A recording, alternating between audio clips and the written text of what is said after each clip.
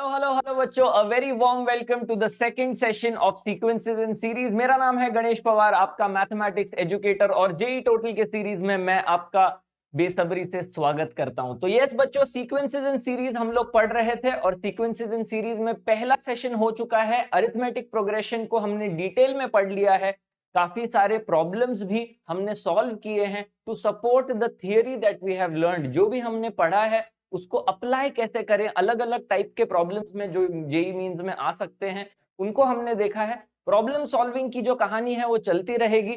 हम जो daily practice problems है डीपीपी 1 डीपीपी 2 भी आपको देंगे, जिसके सॉल्यूशंस के अलग से सेशंस होंगे। और उसके अलावा अपार्ट फ्रॉम दैट जो है और भी सेशंस होंगे जो सिर्फ और सिर्फ प्रॉब्लम सॉल्विंग के ऊपर फोकस्ड होंगे लेटर ऑन। बट अभी के लिए, इस सेशन के लिए मजा उठाइए ज्योमेट्रिक प्रोग्रेशन का। So let's kick start this session. और इस सेशन में, इस लेक्चर में हम लोग शुरू करेंगे ये देखते हुए कि ज्योमेट्रिक प्रोग्रेशन होता क्या है, उसका nth टर्म का फॉर्मूला क्या है, sum of n terms of a geometric progression क्या है, फिर हम इनफाइनाइट ज्योमेट्रिक प्रोग्रेशन की बात करेंगे, कुछ important properties, trick for special problems जैसे हमें अरिथमेटिक प्रोग्रेशन में भी देखा था, insertion of n geometric means, और आखिर में प्रॉब्लम्स पैकेज। यस, तो चलिए बच्चों शुरुआत करते हैं ये समझने के लिए कि ज्योमेट्रिक प्रोग्रेशन होता क्या है। राइट, आफ्टर अंडरस्टैंडिंग कि प्रोग्रेशन एक ऐसी चीज है, सीरीज ऑफ नंबर्स है, जहां पे every next term is obtained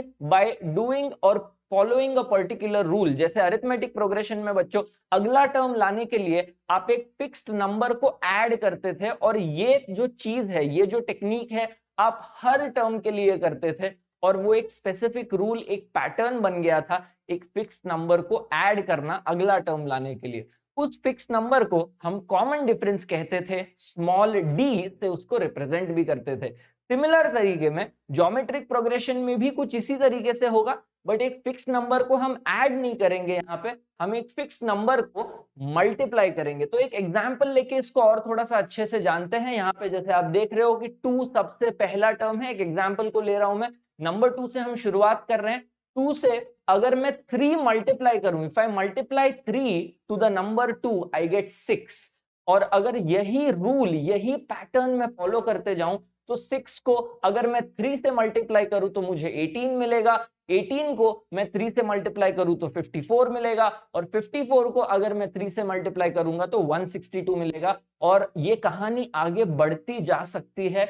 ये ज्योमेट्रिक प्रोग्रेशन एक इनफाइनाइट प्रोग्रेशन भी हो सकता है, एक इनफाइनाइट सीक्वेंस भी हो सकता है, बट यहाँ पे कहानी यही है कि एक फिक्स्ड नंबर से मल्टीप्लाई करना है, and such kind of a thing is called geometric progression. Correct? तो यस, इसके बारे में थोड़ा सा और डिटेल में समझेंगे, नंबर्स को जांच पड़ताल करेंगे, बट ये चीज यहाँ पे लिख लेते हैं that a geometric progression, the pattern, है ना, द पैटर्न और the specific rule, the pattern or the specific rule is to multiply a fixed number, is to multiply a fixed term. Yes, is to multiply a fixed number. Yes, multiply a fixed number। यहाँ पे कुछ और भी चीजें आएंगी तब ये हम रब कर देंगे, बट यहाँ पे जैसे आप देख पा रहे हो 2 इंटू 3 इज 6, फिर 6 इंटू 3 इज 18, तो उस 18 को हम लिख सकते हैं 2 इंटू 3 इंटू 3, तो ये 2 इंटू 3 स्क्वायर हो गया बच्चों। फिर इंटू 3 वापस आएगा, सो 2 into 3 square into 3 is 2 into 3 cube, और ये नंबर जो है 2 इंटू 3 रेज टू 4 हो गया, क्योंकि हम 3 मल्टीप्लाई करते जा रहे हैं। तो इन सारे नंबर्स को थोड़ा सा ध्यान से देखिए, आपको एक जो है ऑब्जर्व करने मिलेगा कि ये नंबर्स जो है 6 2 इंटू 3 है, 18 2 इंटू 3 स्क्वायर है, 54 2 इंटू 3 क्यूब है, और 162 जो है 2 इंटू 3 रेज टू 4 है, क्योंकि 2 से हम केवल 3 मल्टीप्लाई करते जाते हैं, कितनी बार 3 मल्टीप्लाई कर रहे हैं उससे ये चीज जो है डिटरमाइन होती है। राइट, तो हमने ये तो देख लिया कि भाई फिक्स नंबर को जो है मल्टीप्लाई करना है, फिक्स नंबर को जो है मल्टीप्लाई करना है। राइट, अब यहां पे दो खास चीजें हैं जो हमें समझनी है, दो खास चीजें जो हमें समझनी है। Right,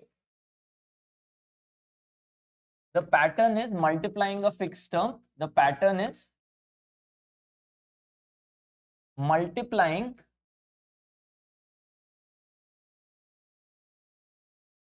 fixed number. एक फिक्स्ड नंबर को अगर आप मल्टीप्लाई करते चलें तो आगे की सारी सीरीज आप निकाल सकते हो जैसे आपने यहाँ पे निकाली हुई है।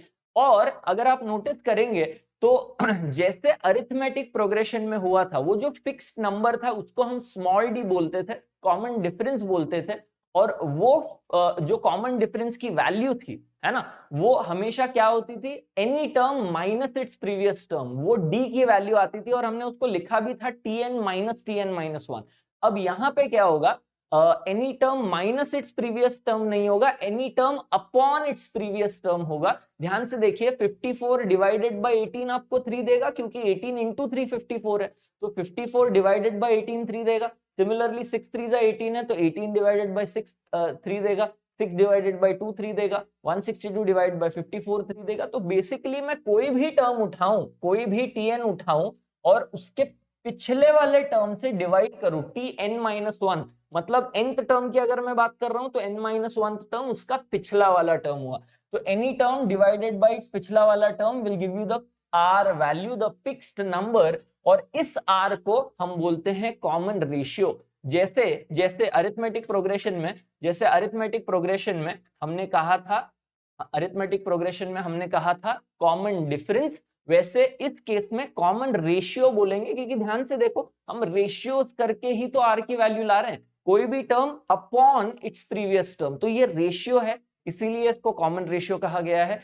अरिथमेटिक प्रोग्रेशन में any term minus its previous term है, तो वो डिफरेंस है, इसीलिए उसे कॉमन डिफरेंस कहा गया है, right. So I hope everyone is absolutely clear with this idea, right, कि ये कॉमन रेशियो है, कोई भी number upon its previous term. और जैसे जैसे हमने अरिथमेटिक प्रोग्रेशन में पहले टर्म को a लिया था, फर्स्ट टर्म बोला था, यहाँ पे भी हम पहले टर्म को a लेंगे, स्मॉल a, और फर्स्ट टर्म बोलेंगे। Now with all this in mind, with all this in perspective, ये समझने के बाद एग्जाम्पल के रूप में ये सारी चीजों को ध्यान से देखते हैं और एक बार, ठीक है। अब हमें ये पता है कि पहला टर्म जो है वो a है, पहला टर्म जो है वो a है ना, पहला टर्म जो है वो a है, तो उसको हमने एज a लिख दिया है, ठीक है। अब दूसरा टर्म जो है वो 2 इंटू 3 है ना, 2 into 3, where a is your first term, so a की वैल्यू 2 है ना, और r की वैल्यू जो है वो 3 है। क्या हमें ये पता चल रहा है, a की वैल्यू 2 है और कॉमन रेशियो जो है वो 3 है, जिससे हम मल्टीप्लाई कर रहे हैं। तो जो दूसरा टर्म है बच्चों 6, वो कैसे आया है, 2 इंटू 3 करके आया है ना, और 2 इंटू 3 क्या होगा, a इंटू आर, ध्यान से देखिए 2 इंटू 3 क्या होगा, a इंटू आर, पहला टर्म इंटू कॉमन रेशियो आपको दूसरा टर्म देगा। तो क्या मैं ये बोल सकता हूं कि जो सेकेंड टर्म है ना, जो सेकेंड टर्म है t2, that is equal to a into R, t2 जो सेकेंड टर्म है that is a into R. क्या ये आइडिया क्लियर है बच्चों? यस। और अगर ये क्लियर है तो यही थॉट प्रोसेस थोड़ा आगे बढ़ाते हैं, यही थॉट प्रोसेस थोड़ा आगे बढ़ाते हैं, और क्या हम ये बोल सकते हैं कि जो थर्ड टर्म है वो 2 इंटू 3 स्क्वायर है, 2 इंटू 3 स्क्वायर है, मतलब a इंटू आर स्क्वायर है। तो क्या इसको मैं ए आर स्क्वायर बोल सकता हूं, तीसरे टर्म को, है ना, तीसरा टर्म जो है वो a इंटू आर स्क्वायर है, चौथा टर्म जो है वो a इंटू आर क्यूब है, पांचवा टर्म जो है वो a into are raise to 4 है। तो ध्यान से एक पैटर्न को ऑब्जर्व करते हैं, पांचवा टर्म जो है a आर 4 है, चौथा टर्म जो है a आर क्यूब है, a आर रेस टू 3 है। तो यही इस तरीके का एक पैटर्न हमने अरिथमेटिक प्रोग्रेशन का nth टर्म बनाते समय देखा था। अगर आपको याद है तो पांचवा टर्म हुआ करता था a प्लस 4d, है ना, थर्ड टर्म हुआ करता था a प्लस 2d, तो थर्ड टर्म में a प्लस 2d था, एक कम था। फिफ्थ टर्म में a प्लस 4d था, तो 5 से एक कम था। वही चीज यहाँ पे हो रही है, जब t4 है यहाँ पे a इंटू आर की पावर 3 है, 4 से एक कम। फिफ्थ टर्म है तो a इंटू आर की पावर 4 है, एक कम। तो ये इसी चीज को मद्देनजर रखते हुए क्या हम एक जनरल टर्म का फॉर्मूला बना सकते हैं, और अगर आप ये खुद बना सकते हो बच्चों तो इट विल बी फैबुलस। क्योंकि अगर आप नोटिस करो तो ये जनरल टर्म बहुत क्लियरली a से स्टार्ट होता है, a into are raise to something, और वो जो समथिंग है ना बेटा, वो जो समथिंग है, यस, वो जो समथिंग है यहाँ पे 3 है और यहाँ पे टर्म नंबर 4 है, तो वो जो 3 कहां से आएगा, 4 माइनस 1 क्या आएगा, है ना। तो nth टर्म में n माइनस 1 होगा, फोर्थ टर्म में 4 माइनस 1 है 3, थर्ड टर्म में 3 माइनस 1 है 2, फिफ्थ टर्म में 5 माइनस 1 है 4, तो nth टर्म में क्या होगा n-1, और इस वजह से the general term of an geometric progression with first term a and common ratio r, ठीक है, एक ज्योमेट्रिक प्रोग्रेशन जिसका पहला टर्म a है और कॉमन रेशियो r है ना, 3 है। इन दिस केस जनरल टर्म्स में जब हम बात करें कॉमन रेशियो r है, तो उसका nth टर्म फॉर्मूला होगा बच्चों a into are raise to n-1। ध्यान से देखिए a into are raise to n-1। अगर मैं पांचवें टर्म की बात करूं बच्चों तो t5 a into are raise to 5-1 a R raise to 4। ऐसे ही हर एक चीज का क्लियरली आपको समझ में आ जाएगा कि nth टर्म फॉर्मूला किस तरीके से वैलिड बैठ रहा है, राइट। तो इसी तरीके से मान लीजिए इस जीपी का यस अगर मुझे 10th टर्म ढूंढना है, t10 ढूंढना है, तो a into are raise to 10-1 आएगा, right. So in this case t10 will be a की वैल्यू है 2, r की वैल्यू है 3, राइट, r की वैल्यू है 3,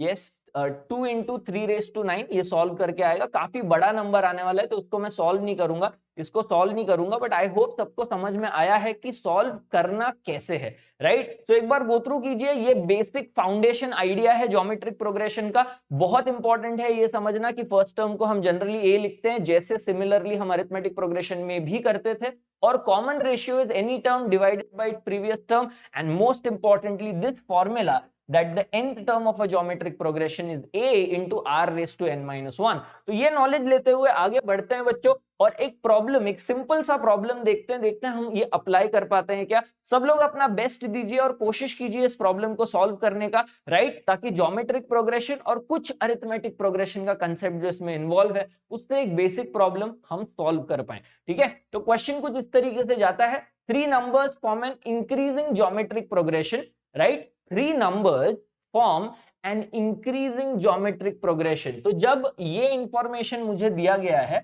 राइट, तो क्या मैं इन 3 टर्म्स को, ठीक है, a ar और ar स्क्वायर ले सकता हूं। ध्यान से देखिए, पहला टर्म है a, दूसरा टर्म क्या होगा a इंटू आर, तीसरा टर्म क्या होगा a into R a R square, right. Yes, these are the 3 terms in geometric progression. ये वो 3 टर्म्स हैं जो ज्योमेट्रिक प्रोग्रेशन में है, और हमें अब ये बोला गया है if the middle number is doubled, if the middle number is doubled then the new numbers are in AP, है ना। तो इसका मतलब पहले और तीसरे टर्म को हाथ नहीं लगाना है, बस दूसरे टर्म को डबल करना है, ar को डबल कर देना है, 2ar करना है, और तीसरे टर्म को वैसे का वैसा रखना है। तो ये जो है ये एक अरिथमेटिक प्रोग्रेशन में चले जाते हैं, ये एक अरिथमेटिक प्रोग्रेशन बनाते हैं। तो अब बताइए कि अगर ये 3 टर्म्स अरिथमेटिक प्रोग्रेशन में है ना, अगर ये 3 टर्म्स अरिथमेटिक प्रोग्रेशन में है तो मैं क्या चीज लगा सकता हूं जिससे कि इन तीनों को कनेक्ट कर पाऊं। हम ये जानते हैं बच्चों अरिथमेटिक प्रोग्रेशन में, है ना, second term minus the first term, तो 2ar minus a is equal to common difference, ये कॉमन डिफरेंस की वैल्यू है, second term minus first term. और क्या कॉमन डिफरेंस की वैल्यू है, सोच के बताइए। हमने अभी कॉमन रेशियो के टर्म में भी यही सुना कि कोई भी टर्म को मैं पिछले टर्म से जब डिवाइड करूंगा तब मुझे कॉमन रेशियो आएगा। तो कॉमन डिफरेंस जो हमने पिछले क्लास में देखा था, कोई भी term minus its previous term common difference देगा। तो सेकंड माइनस फर्स्ट अगर कॉमन डिफरेंस देगा तो थर्ड माइनस सेकंड भी तो कॉमन डिफरेंस देगा। तो क्या मैं ऐसे लिख सकता हूं ar स्क्वायर माइनस 2ar, ठीक है। यस, इसका और एक स्पेसिफिक फॉर्मूला जाता है कि अगर ए बी सी 3 नंबर्स हैं, अगर ए बी सी 3 नंबर्स हैं अरिथमेटिक प्रोग्रेशन में, उसको मैं यहां लिखने की कोशिश करता हूं एक क्लाउड में, right. So if A B C is in AP, yes, तब हम ये बोल सकते हैं कि b इज इक्वल, या तो 2b is equal to a plus c, है ना, ये डायरेक्टली हम बोल सकते हैं, और ये बहुत इजी है प्रूव करना, आपको मैं दिखा देता हूं। सेम लॉजिक से आएगा ये चीज, second term minus first term b minus a is equal to third term minus second term, वही हमने राइट में किया है यहाँ पे, तो यहाँ पे भी वही करेंगे, c माइनस बी। ध्यान से देखो, b minus a is equal to c minus B. अब इसको सॉल्व करेंगे तो डायरेक्टली ये नहीं आएगा क्या बेटा, माइनस बी उधर जाएगा, b plus B is 2b, minus a इधर आएगा a प्लस सी। और वही चीज हम यहाँ पे भी डायरेक्टली लिख सकते हैं, वही चीज हम यहाँ पे डायरेक्टली लिख सकते हैं, ऑल्दो इसको सिंप्लीफाई करने के बाद भी वही आएगा, माइनस 2ar इस तरफ, तो 4ar is equal to, minus है उस तरफ तो a plus A R square, a plus A R square, A common 1 plus are square, A common ले लिया है मैंने, राइट। अब इसको सॉल्व करते हैं बच्चों, यस इसको सॉल्व करते हैं बाबा, a और a कैंसिल हो जाएगा, यस। अब आप देखोगे कि एक्चुअली ये जो इक्वेशन आपके हाथ में आया उसमें a है ही नहीं, है ना, सिर्फ r है, तो इसको सॉल्व करना अब ज्यादा आसान हो गया है, अब इसको सॉल्व करना ज्यादा आसान हो गया। अब इसको हम लिखेंगे 4r is equal to 1 plus are square, yes 4r is equal to 1 plus are square, right. तो अब इसको एक क्वाड्रेटिक की तरह डील करते हैं, R square minus 4r plus 1 equal to 0, right. अब एक क्वाड्रेटिक का फॉर्मूला क्या है बच्चों, yes ax square plus bx plus c, x की वैल्यू in this case r variable है, तो r की वैल्यू क्या होगी माइनस b, तो minus of minus 4 plus minus root of b square minus 4ac। ध्यान से देखिए a और c दोनों की वैल्यू 1 है, b की वैल्यू माइनस 4 है, अपॉन 2 इंटू a जो कि 1 है, और इसको सॉल्व करके आपको क्या वैल्यू आएंगे, माइनस ऑफ माइनस 4 प्लस 4 आएगा, 4 अपॉन 2 2 आएगा, है ना। अब ये 16 माइनस 4 12 है, और रूट 12 को मैं रूट ऑफ 4 इंटू 3 लिख सकता हूं, तो ये 2 रूट 3 आएगा, upon 2 is root 3, so 2 plus minus root 3, 2 plus minus root 3 इसका आंसर है, राइट। अब ऑप्शंस पे जाते हैं, अगर आप ऑप्शंस में देखोगे तो 2 प्लस रूट 3 और 2 माइनस रूट 3 दोनों ही हैं, तो किसको सही ऑप्शन माने, ध्यान से सोच के देखो, क्वेश्चन पे ध्यान से पढ़ो, सबसे पहला लाइन जो लिखा है क्वेश्चन में वही कहता है कि ये ज्योमेट्रिक प्रोग्रेशन एक इंक्रीजिंग ज्योमेट्रिक प्रोग्रेशन है। इसका मतलब ये है कि वैल्यूज बढ़ते जाते हैं जैसे आप टर्म्स आगे बढ़ाते हो, और वैल्यूज बढ़ने के लिए the magnitude of the value अगर हमें बढ़ाना है तो कॉमन रेशियो जो है 1 से बड़ा होना चाहिए। ये सोच के देखिए, 1 से बड़ा होगा तभी तो नंबर बढ़ेगा। अगर पहला नंबर मान लो आपका 5 है, और 5 को मैं अगर 2 से मल्टीप्लाई करूंगा तभी 10 होगा, है ना, और वैसे ही नंबर्स बढ़ते जाएंगे। बट अगर मैं 5 को हाफ से मल्टीप्लाई करूंगा तो 5 अपॉन 2 होगा जो छोटा हो गया, राइट। तो हमें ज्योमेट्रिक प्रोग्रेशन इंक्रीज करना है इन मैग्नीट्यूड, डिक्रीज नहीं करना है, करेक्ट, इंक्रीज करना है, क्योंकि दिया गया है it's an increasing geometric progression. और अगर ज्योमेट्रिक प्रोग्रेशन इंक्रीज करना है तो आर जो कॉमन रेशियो है उसको 1 से बड़ा होना बहुत जरूरी है, तो उसको लिख लेते हैं यहाँ पे as an important note, increasing geometric progression R is greater than 1, yes, तभी आप नंबर्स बढ़ा सकते हो। और 2 प्लस रूट 3 जो है 1 से बड़ा है, 2 माइनस रूट 3 1 से छोटा है। सोच के देखिए, रूट 3 की अप्रोक्सीमेट वैल्यू 1.73 है, 2 माइनस 1.73 जो है 0.27 के आसपास देगी, जो 1 से छोटा है, तो डिक्रीजिंग ज्योमेट्रिक प्रोग्रेशन आएगा in that case, and hence the correct answer is 2 plus root 3 जो एक इंक्रीजिंग ज्योमेट्रिक प्रोग्रेशन देगा, right. So I hope everyone is clear. एक अच्छा स्टार्टर प्रॉब्लम था ये, राइट, एक अच्छा स्टार्टर प्रॉब्लम था। आगे बढ़ते हैं बच्चों, अब अगले कंसेप्ट के बारे में देखते हैं, sum of n terms of a geometric progression. पहला फॉर्मूला देख लेते हैं, जैसे हमने अरिथमेटिक प्रोग्रेशन में फॉर्मूला देखा था। ध्यान से उस फॉर्मूला को देखिए, समझिए, इनफैक्ट गांठ बांध लीजिए कि वो फॉर्मूला क्या है। अब उसके बाद हम समझेंगे कि वो फॉर्मूला आया कैसे।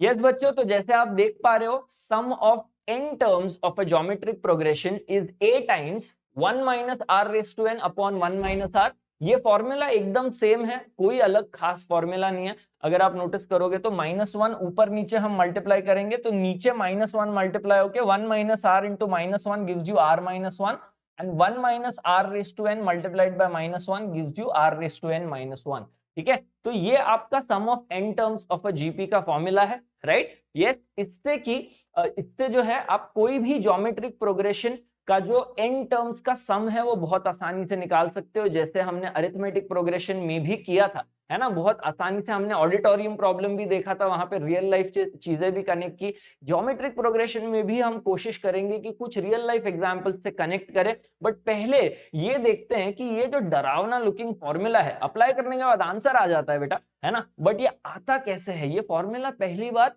भाई आता कैसे है वो देखने की कोशिश करते हैं, right. Sum of n terms of a geometric progression, उससे पहले तो ये जानना बहुत जरूरी है कि वो n टर्म्स हैं क्या, वो n टर्म्स क्या है। हमने अभी अभी ज्योमेट्रिक प्रोग्रेशन को देखा, राइट। तो ज्योमेट्रिक प्रोग्रेशन क्या होता है, पहला टर्म है a, दूसरा टर्म है पहला टर्म है ए, दूसरा टर्म क्या है बच्चा, दूसरा टर्म है ए आर, है ना, तीसरा टर्म है ए आर स्क्वायर, चौथा टर्म है ए आर क्यूब, फिर A are raise to 4 and so on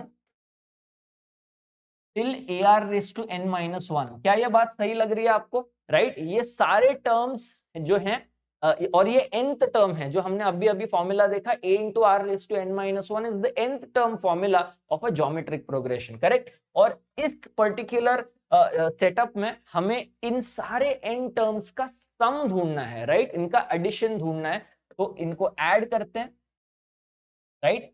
ये टेक्निक जो है बच्चों फॉर्मूला लाने की, इनफैक्ट ये एक डेरिवेशन होगा, ये काफी इंटरेस्टिंग है और काफी काम की भी है, इसीलिए मैं यहाँ पे करा रहा हूं, क्योंकि इस टेक्निक को यूज करके आप कुछ और डिफिकल्ट प्रॉब्लम्स भी सॉल्व कर सकते हैं आगे जाके। जेई मेंस लेवल के डिफिकल्ट प्रॉब्लम और जेई एडवांस के भी कुछ प्रॉब्लम्स आप सॉल्व कर सकते हो। तो ये टेक्निक काफी इंपॉर्टेंट है, पर से बोर्ड्स में या फिर कहीं और आपको ये डेरिवेशन करने को कोई बोलेगा नहीं, बट ऑलवेज, जैसा मैं हमेशा रखता हूं, जब आप कंसेप्ट को जो है दिमाग में इंस्टॉल कर रहे हो, तब ऑलवेज मेक श्योर कि हर चीज को क्यूरियसली अच्छे से जानो, क्योंकि जब आप दोस्ती कर लोगे ना भाई कंसेप्ट से, जब बाबा आप कंसेप्ट से दोस्ती कर लोगे, तब उस कंसेप्ट पे, उस फॉर्मूला पे यकीन, सेटिस्फैक्शन आपका बढ़ जाएगा और एप्लीकेशन जो है बहुत ज्यादा सरल हो जाएगी। तो हम अब जो है यहाँ पे इसका सम ढूंढ रहे हैं, तो एस सबस्क्रिप्ट एन लिखेंगे, सम ऑफ एन टर्म्स। तो अब इसको ढूंढेंगे कैसे यार? इसको ढूंढना तो इजी नहीं लग रहा है, काफी अजीब सी चीज लग रही है, राइट। अरिथमेटिक प्रोग्रेशन में हमने एक इजी चीज निकाली थी कि भाई फर्स्ट टर्म और लास्ट टर्म का जो एडिशन है वो सेम होता है, सेकंड प्लस सेकंड लास्ट, फिर third plus third last, right. ये सिलसिला चलता जा रहा था, बट ज्योमेट्रिक प्रोग्रेशन में ऐसा कुछ खास आपको दिखेगा नहीं। ज्योमेट्रिक प्रोग्रेशन में जो है फर्स्ट इंटू लास्ट का मल्टीप्लीकेशन और सेकंड इंटू सेकंड लास्ट का मल्टीप्लीकेशन ये सेम होगा, प्रोडक्ट सेम होगा, बट प्रोडक्ट तो हमारे किसी काम का नहीं है ना। क्यों काम का नहीं है? क्योंकि यहाँ पे तो हमें सम ढूंढना है कि नहीं बाबा?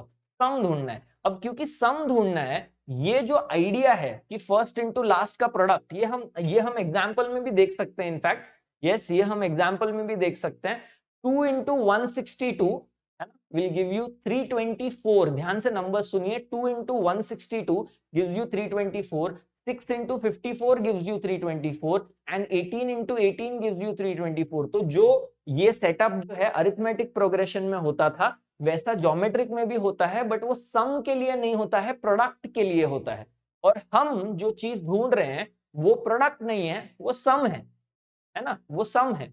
तो वो प्रोडक्ट वाला आइडिया यहाँ पे काम का नहीं है। तो जैसे हमने अरिथमेटिक प्रोग्रेशन का फॉर्मूला डिराइव किया था सम ऑफ एन टर्म्स का, वैसे हम ज्योमेट्रिक प्रोग्रेशन में नहीं कर सकते। तो हमें कुछ अलग करना पड़ेगा। क्या अलग करना पड़ेगा वो सोचते हैं, और ये टेक्निक जो है कनेक्ट कर लीजिए, फील कर लीजिए इस टेक्निक को, क्योंकि ये टेक्निक आपके बहुत काम आने वाली है बच्चों, राइट। यस, और वो टेक्निक है कि ये जो ज्योमेट्रिक प्रोग्रेशन है, यस, उसका कॉमन रेशियो आर है ना, यस, उसको हम दोनों तरफ मल्टीप्लाई कर देंगे। यस, अब आप सोचोगे कि सर ऐसा क्यों? यस, उसके बाद होगा कुछ ऐसा जिससे कि प्रॉब्लम बहुत मजेदार और स्मूथ हो जाए, सॉल्व करना काफी आसान हो जाए। तो आइए देखते हैं क्या होता है इससे एग्जैक्टली। जब आर हम दोनों साइड मल्टीप्लाई करते हैं, लेफ्ट हैंड साइड पे तो आर टाइम्स एस एन आएगा, right, R times S N आएगा। राइट में क्या होगा? ए इंटू आर, ठीक है, ए इंटू आर, ये ए आर देगा। अब मैं ये ए आर यहां क्यों लिख रहा हूं? क्योंकि इस ए आर के नीचे आ रहा है, फिर कुछ एक कनेक्शन आपको दिखेगा, राइट। फिर इससे आर हमने मल्टीप्लाई कर लिया, ए आर आ गया। इससे आर अगर हम मल्टीप्लाई करेंगे तो ए R into R will give you A are square, yes, और उसको मैं यहां इस तरीके से लिख रहा हूं इसके नीचे, राइट। फिर अगर आगे इससे आर मल्टीप्लाई करूंगा तो आएगा ए आर क्यूब, यस, फिर इससे आर मल्टीप्लाई करूंगा तो आएगा ए आर रेस टू 4, और ये चीज चलती जाएगी, ठीक है। और इसको आर से मल्टीप्लाई करूंगा तो आएगा a into are raise to n. इसके पिछले वाला जो टर्म है a into are raise to N minus 2, उसको अगर मैं आर से मल्टीप्लाई कर रहा हूं तो मुझे आएगा a into are raise to N minus 1, है ना, जो कि ये टर्म के बराबर है, right. Yes, I hope we are clear. अब इसके बाद क्या करना है, थोड़ा सोचो। अगर आप पहली बार ये फॉर्मूला देख रहे हो, पहली बार ये डेरिवेशन देख रहे हो, तो ट्राई एंड थिंक, खुद के दिमाग के जो घोड़े हैं उनको दौड़ाओ और पूछ के देखो कि यार अगर इस चीज को सिंप्लीफाई करना है, अगर मुझे एस एन का फॉर्मूला चाहिए, अगर मुझे एस एन का ये फॉर्मूला चाहिए, है ना, तो मैं किस तरीके से इन दोनों इक्वेशंस का इस्तेमाल करूं ताकि ये फॉर्मूला आएगा। बैंग ऑन, इन दोनों इक्वेशंस को आपको जो है सब्ट्रैक्ट करना है। तो let's subtract these two equations. जब इन दोनों इक्वेशंस को हम सब्ट्रैक्ट करेंगे तब ये नीचे वाला सारा नेगेटिव हो जाएगा। यस, सारे टर्म्स नेगेटिव हो जाएंगे। अब सोच के देखिए, जब ये नेगेटिव हो चुका है, लेफ्ट हैंड साइड पे क्या है, S n minus r S n equal to this minus this, left hand side पे आ गया। राइट में क्या आएगा, ये ए एज इट इज बचा, A R minus a are तो कैंसिल हो गया, ब्लो ऑफ। देख रहे हो क्या मैजिक हुआ है, जादू क्या हुआ है यहाँ पे, कि ये दोनों इक्वेशंस को मल्टीप्लाई बाय आर और सब्ट्रैक्ट करने के बाद जो है काफी सारे टर्म्स कैंसिल हो रहे हैं मैजिकली। काफी सारे टर्म्स कैंसिल हो रहे हैं, ए आर और ए आर कैंसिल हो रहा है, ए आर स्क्वायर कैंसिल हो रहा है, ए आर क्यूब कैंसिल हो रहा है, A R raise to four सारे टर्म्स कैंसिल हो रहे हैं। इनफैक्ट ये वाला जो आखिरी टर्म है A R raise to N minus one और minus a are raise to N minus one, ये दोनों भी कैंसिल हो रहे हैं। तो इतने सारे कैंसिलेशन के बाद सिर्फ ये ए बच रहा है और यहाँ पे minus a are raise to n, सिर्फ ये दो टर्म्स बच रहे हैं। अब आपको ये फील होगा कि यस, एक्चुअली हम उस फॉर्मूला की तरफ अब बहुत इजीली पहुंच सकते हैं। इनफैक्ट आप ऑलमोस्ट पहुंच गए हो अब उस फॉर्मूला की तरफ।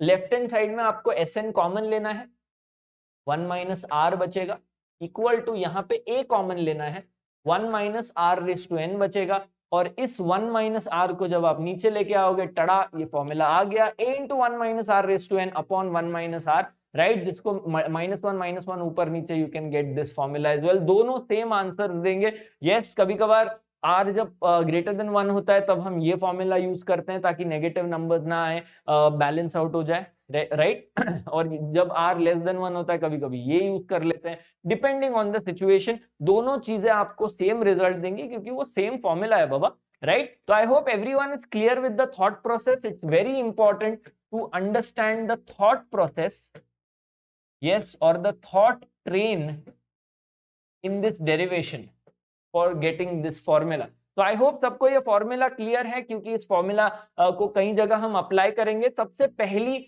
एप्लीकेशन जो हम पढ़ेंगे इसकी, वो है sum of infinite terms of GP की। काफी इंटरेस्टिंग कॉन्सेप्ट और काफी जगह पे इसको यूज किया जाएगा। You will see this concept in a lot of problems in JEE Mains question. तो आइए देखते हैं इनफाइनाइट टर्म्स ऑफ जीपी का फॉर्मूला क्या है। ये तो पहले सम ऑफ एन टर्म्स का फॉर्मूला है जो हमने पिछले पेज पे अभी अभी पढ़ा, ठीक है। तो सम ऑफ इनफाइनाइट जीपी का formula a upon 1 minus r है। तो पहले तो समझते हैं कि इनफाइनाइट जीपी है क्या, है ना, इनफाइनाइट जीपी होता क्या है। तो पहले मुझे एक एग्जाम्पल ले लेने दो, यस। अगर मैं, सबको ये पता है कि यार इनफाइनाइट सीक्वेंस, इनफाइनाइट प्रोग्रेशन माने इनफाइनाइट टर्म्स, है ना, मतलब टर्म्स रुकते नहीं है। अब अगर मैं ये वाला चीज लेता हूं, when r is greater than 1, common ratio greater than 1 है। मैंने आपको ये ऑलरेडी एक प्रॉब्लम के थ्रू बता दिया था कि यार अगर कॉमन रेशियो ग्रेटर देन 1 है, अगर कॉमन रेशियो ग्रेटर देन 1 है, इसका मतलब नंबर्स बढ़ते जाएंगे। तो जो एग्जांपल हमने लिया था, यस, ये वाला एग्जांपल हमने लिया था, बरोबर, यस, आई होप सब लोगों को ये याद है, ये वाला एग्जांपल लिया था। तो अगर इस ज्योमेट्रिक प्रोग्रेशन को मैं इनफाइनाइट ज्योमेट्रिक प्रोग्रेशन बना दूं, है ना, अगर मैं इसका इनफाइनाइट ज्योमेट्रिक प्रोग्रेशन बना दूं, मतलब इसके टर्म्स रुक नहीं रहे, इसके टर्म्स रुक नहीं रहे, इनफाइनाइट है, बहुत सारे हैं, बहुत सारे क्या मतलब रुक ही नहीं रहे, अनलिमिटेड है ना। और अगर इस अनलिमिटेड ज्योमेट्रिक प्रोग्रेशन का मैं सम निकालने की कोशिश करूं, यस, तो आप सोच के देखिए, अगर ये टर्म्स रुक ही नहीं रहे हैं, है ना, और टर्म्स हमेशा बढ़ते जा रहे हैं, बड़े होते जा रहे हैं, है ना, ये एक इंक्रीजिंग ज्योमेट्रिक प्रोग्रेशन है, ये एक इंक्रीजिंग ज्योमेट्रिक प्रोग्रेशन है। तो इस इंक्रीजिंग ज्योमेट्रिक प्रोग्रेशन में अगर ये टर्म्स बढ़ते ही चले जा रहे हैं, तो दिस इज अप्रोचिंग इंफिनिटी, है ना, and infinity does not make sense, does it? Infinity is undefined. Yes, infinity is undefined, and that is why infinity is undefined, and that is why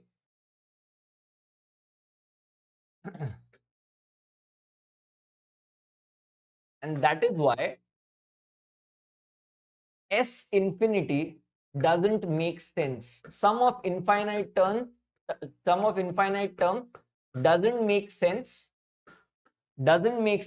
if we have an increasing geometric progression. अगर एक ऐसा geometric progression है जहां पे terms केवल बढ़ रहे हैं, है ना, बढ़ते ही जा रहे हैं, तो उनका sum for infinite terms doesn't make sense, क्योंकि उसका sum infinite आएगा, वो कभी रुकेगा ही नहीं, बड़े होते जा रहे हैं ना terms. Yes, अब ऐसा डेफिनेटली लगना काफी वैलिड है कि सर जब इनफाइनाइट टर्म्स होंगे तब तो हमेशा सम इंफिनिटी होगा। ना मुन्ना ना, जब इनफाइनाइट टर्म्स होंगे ऐसे केसेस हैं, बहुत सारे केसेस हैं जहां पे सम एक फाइनाइट वैल्यू देगा, राइट। और यही चीज हम यहाँ पे पढ़ने वाले हैं। आइए एक एग्जांपल लेते हैं, राइट, एक एग्जांपल लेते हैं और ये देखते हैं कि जब r लेस देन 1 हो, है ना, r लेस देन 1 हो, ऑल्दो हमें ये भी इंश्योर करना है कि यार r जो है 0 से ग्रेटर है, राइट। तो हम अब सिर्फ पॉजिटिव r वैल्यू को देख रहे हैं, ऑल्दो r की वैल्यू नेगेटिव भी हो सकती है, keep an open mind towards that,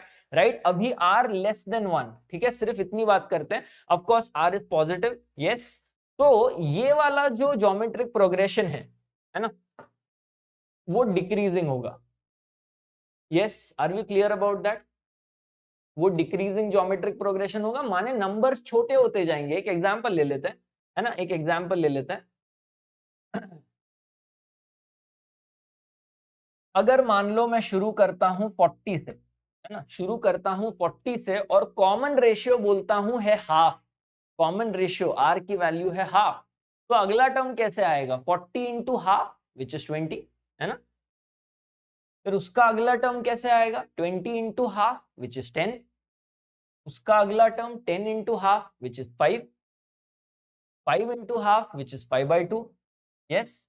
फिर 5/2 इंटू हाफ 5/4। अचानक से आपको दिखेगा कि यार ये टर्म्स अभी एक्चुअली इतने छोटे होते जा रहे हैं, इतने छोटे होते जा रहे हैं कि वो सम में बहुत ज्यादा कंट्रीब्यूट नहीं करने वाले, है ना, सम में बहुत ज्यादा कंट्रीब्यूट नहीं करने वाले। ध्यान से देखो, अगर इसको मैं सम कर दूं,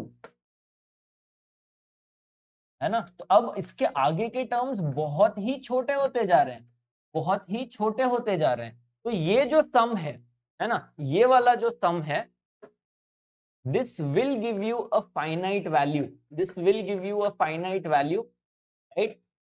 And such kind of a progression, such kind of a decreasing geometric progression is called a converging geometric progression, है ना।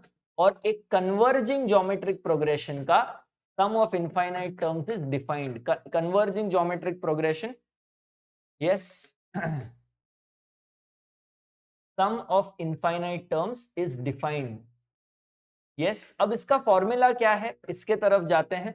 yes, और वो फॉर्मूला क्यों ये आया है उसके तरफ भी जाते हैं। अब ध्यान से देखिए कि यार सम ऑफ n टर्म्स ये है, तो ये फॉर्मूला गलत नहीं है, बस n in this case is infinite ना, क्योंकि हम इन्फिनिट टर्म्स की बात कर रहे हैं, क्योंकि हम इन्फिनिट टर्म्स की बात कर रहे हैं, है ना, इन्फिनिट टर्म्स की बात कर रहे हैं, राइट। तो अगर r 1 से छोटा है, फॉर एग्जाम्पल हाफ, अपने दिमाग में हाफ ही लीजिए, 2/3 लीजिए, 1/3 लीजिए, 0.1 लीजिए, 0.9 लीजिए, ऐसे सारे नंबर्स लीजिए जो 0 और 1 के बीच में है, राइट। तो if r is that, can I say that number raised to infinity, सोच के देखिए, हाफ रेस टू इंफिनिटी क्या है? Half into half into half into half into half, ये सिलसिला चलता जाएगा। तो 1/2 raise to infinity, 1/infinity which is 0। क्या सेंस बन रहा है जो मैं बोल रहा हूँ? सोच के देखिए, हाफ रेस टू इंफिनिटी क्या होगा? Half into half into half into half, 1/2 raise to infinity, 1/infinity 0 आएगा। Same goes with this 2/3 raise to infinity. तो कोई भी नंबर अगर 1 से छोटा है ना, और मान लो 0.1 है, 0.1 into 0.1, right, 0.1 into 0.1 is 0.01 into 0.1 is 0.001, 0.0001, और ये करते करते वो और छोटा होता जाता है, और वो इतना छोटा होता जाता है क्योंकि रेस टू इंफिनिटी है वो 0 हो जाएगा। तो इसका मतलब ये है कि जब हम इंफिनिट टर्म्स की बात करेंगे, जब हम इंफिनिट टर्म्स की बात करेंगे, आर रेस टू इंफिनिटी जो है, जब हम इंफिनिट टर्म्स की बात करेंगे, आर रेस टू इंफिनिटी जो है वो टेंड टुवर्ड्स 0 है ना। आर रेस टू इंफिनिटी ये जो टर्म है it tends towards 0, and if that tends towards 0 the game is over, and the formula that you get is sum of infinite terms is equal to a into 1 minus 0 upon 1 minus r।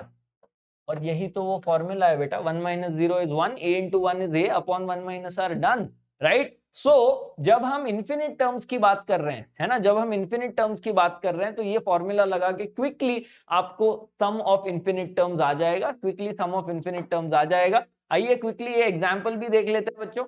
Yes, ये वाला जो हमने ये लिया था, सम लिया था, इसकी वैल्यू ढूंढते हैं, इसकी वैल्यू ढूंढते हैं। यस, कोई ये फॉर्मूला लगा के क्विकली आंसर निकालो। हमें पता है कि ए जो है फर्स्ट टर्म होता है और फर्स्ट टर्म यहाँ पे 40 है, फर्स्ट टर्म यहाँ पे 40 है अपॉन 1 माइनस आर, और आर की वैल्यू हमने बताई थी हाफ है, राइट।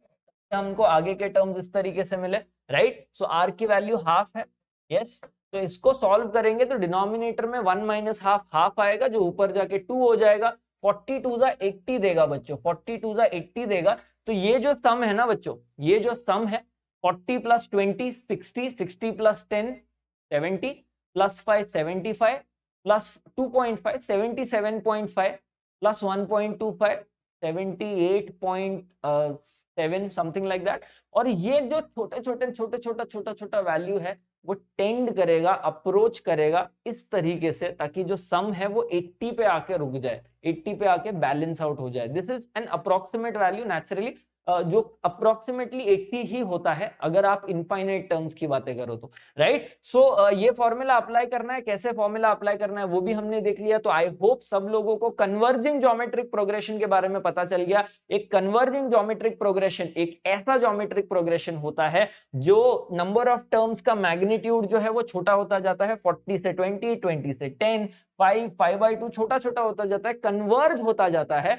और in that case sum of infinite terms is defined, it has a finite value, और जिसका फॉर्मूला है a अपॉन 1 माइनस आर। अब इस नॉलेज के साथ आगे बढ़ते हैं और कुछ प्रॉब्लम्स देखते हैं बच्चों, कुछ प्रॉब्लम्स देखते हैं। आई वुड अप्रिशिएट कि सब लोग इस क्वेश्चन को पढ़ें, इस क्वेश्चन को समझें, इसका एक ड्राइंग बनाने की कोशिश करें, क्योंकि इस टाइप के क्वेश्चंस डेफिनेटली आ सकते हैं, आपका नॉलेज भी बढ़ेगा। और फिर हम एक छोटा सा जो है एनिमेशन को यूज करके देखेंगे कि इसको अप्लाई कैसे करना है। काफी सरल प्रॉब्लम है, खुद से अगर आप इस क्वेश्चन को क्रैक करोगे तो ट्रस्ट मी बहुत मजा आएगा। Come on, give your best shot public, everyone.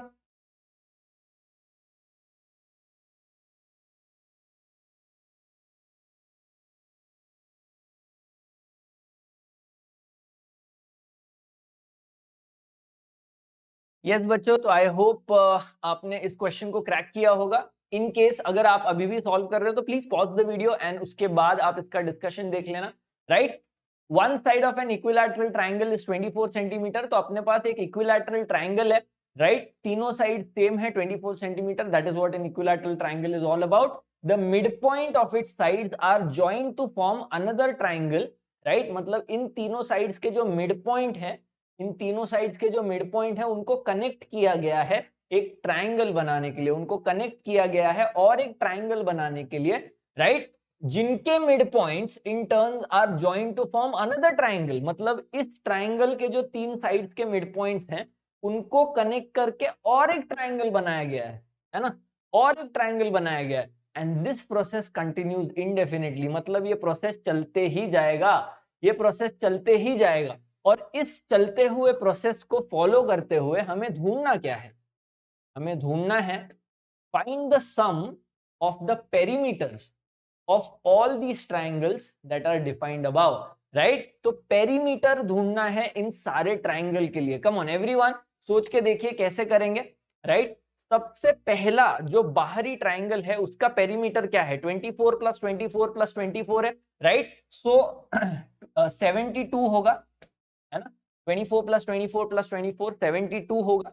अब उसके अंदर वाला जो ट्राइंगल है उसका पेरीमीटर क्या है। ध्यान से सोच के देखिए, अगर ये 24 है, अगर ये 24 है तो ये 12 होगा, हाफ ऑफ दैट, राइट। अगर ये 12 होगा तो ये भी इक्विलैटरल ट्राइंगल है, 60 डिग्री 60 डिग्री, तो ये भी 12 होना चाहिए, है ना। ये वैल्यू भी 12 होना चाहिए। और अगर वो वैल्यू 12 है, अगर ये वैल्यू 12 है ना, तो क्या हम ये बोल सकते हैं कि ये जो दूसरा ट्राइंगल है, ट्राइंगल नंबर 2, उसका perimeter is 12 plus 12 plus 12 which is 36, right. So पहला ट्राइंगल का पेरीमीटर है 72, फिर दूसरे ट्राइंगल का पेरीमीटर है 36, फिर उसके बाद जो है अगर ये 12 है तो ये 6 आएगा, फिर ये 6 आएगा, तो 6 प्लस 6 प्लस 6 18। और अब हमें यहाँ पे एक पैटर्न दिखाई देगा, 72 into half is 36, 36 into half is 18, 18 का half is 9 and so on. तो जो चीज हमें ढूंढनी है ना, जो चीज हमें ढूंढनी है बच्चों, वो क्या है,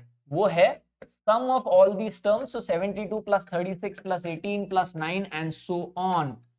क्या हमें यहाँ पे खुशबू आ रही है एक इनफाइनाइट ज्योमेट्रिक प्रोग्रेशन की, जिसका हम सम ढूंढ सकते हैं। तो all we got to do is find out the first term. It's very easy. पहला टर्म दिख रहा है हमारे आंखों के सामने 72 है, और कॉमन रेशियो ढूंढना है, वो भी दिख रहा है। Any term divide bye its previous term, 36 divide by 72 is half, right. या तो आप सोच सकते हो तो कि 72 into what gives you 36 into half gives you 36। एक बार ये चीजें आ गई तो आपको बस उस फॉर्मूला में अप्लाई करना है, sum of infinite terms is a upon 1 minus r। तो यहाँ पे अप्लाई करेंगे 72 upon 1 minus half, and the correct answer is 144, क्योंकि डिनोमिनेटर में हाफ आएगा जो ऊपर जाके 2, 72 2 जा 144, option b hence is the correct answer to this question. दंग रह जाओगे यार, आप एक जेई लेवल का प्रॉब्लम बस 2-3 लाइन में सॉल्व कर पा रहे हो after understanding the content in the problem, right. तो कंसेप्चुअली बिल्ड करना बहुत ज्यादा जरूरी। आई होप आपने इस प्रॉब्लम से सीखा होगा। तो अब आइए थोड़ा लेवल अप करते हैं और इसी कंसेप्ट को यूज करके थोड़ा सा again real life problem, right. अगर आप क्वेश्चन पढ़ोगे आपको मजा आएगा, लगेगा कि कुछ विजुअलाइज कर पाओगे, राइट। बट मोस्ट इंपॉर्टेंटली जो कंसेप्ट आपने पढ़े हैं उसको सही से अप्लाई करने की कोशिश करो, क्योंकि अभी थोड़ा लेवल अप हो गया, प्रॉब्लम का लेवल हल्का फुल्का हमने बढ़ाया हुआ है। Everyone have a go at this problem, फटाफट जनता, एवरीवन। और जैसे हमेशा मैं कहता आ रहा हूं बच्चों, पहला पेज जो है वो खाली होगा, ताकि पीडीएफ नोट्स में आपको ये सिर्फ क्वेश्चन वाला भी एक स्लाइड मिले, जिससे कि आप जब वापस पीडीएफ नोट्स देखोगे आप वापस दोबारा क्वेश्चन को खुद से अटेम्प्ट कर सकते हो, और वो सेटिस्फैक्शन, वो कॉन्फिडेंस ला सकते हो कि हाँ मैं भी ये क्वेश्चन क्रैक कर सकता हूं, मैं भी ये क्वेश्चन क्रैक कर सकती हूँ। Come on everyone.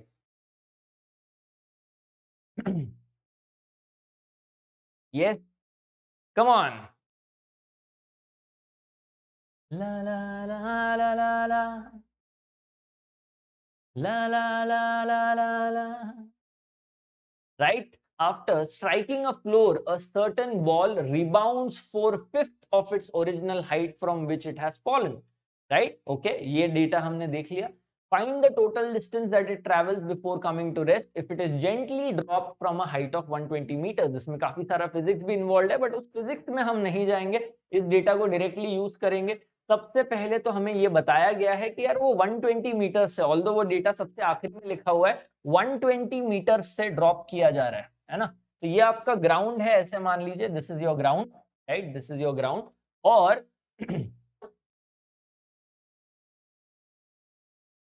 और यहां 120 मीटर से 120 मीटर से 120 मीटर से उस बॉल को ड्रॉप किया जा रहा है ना। इस बॉल को पहले 120 मीटर से ड्रॉप किया जा रहा है।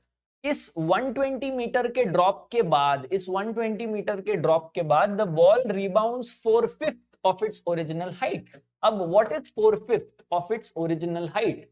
It's 4/5 times 120, isn't it? Yes. और ये वैल्यू क्या आएगी? 4/5 टाइम्स 120 को अगर हम सॉल्व करें तो ये 96 मीटर्स आएगा, if I am not wrong, right. एक बार ध्यान से देख लीजिए, राइट। 24 आएगा, 4 into 4 96, यस। तो इसके बाद जो है ये बॉल रिबाउंड होगी, ऊपर जाएगी 96 मीटर्स तक, राइट। बट ये उसके बाद नीचे भी तो आएगी, है ना। 96 मीटर ऊपर और 96 मीटर नीचे, है कि नहीं।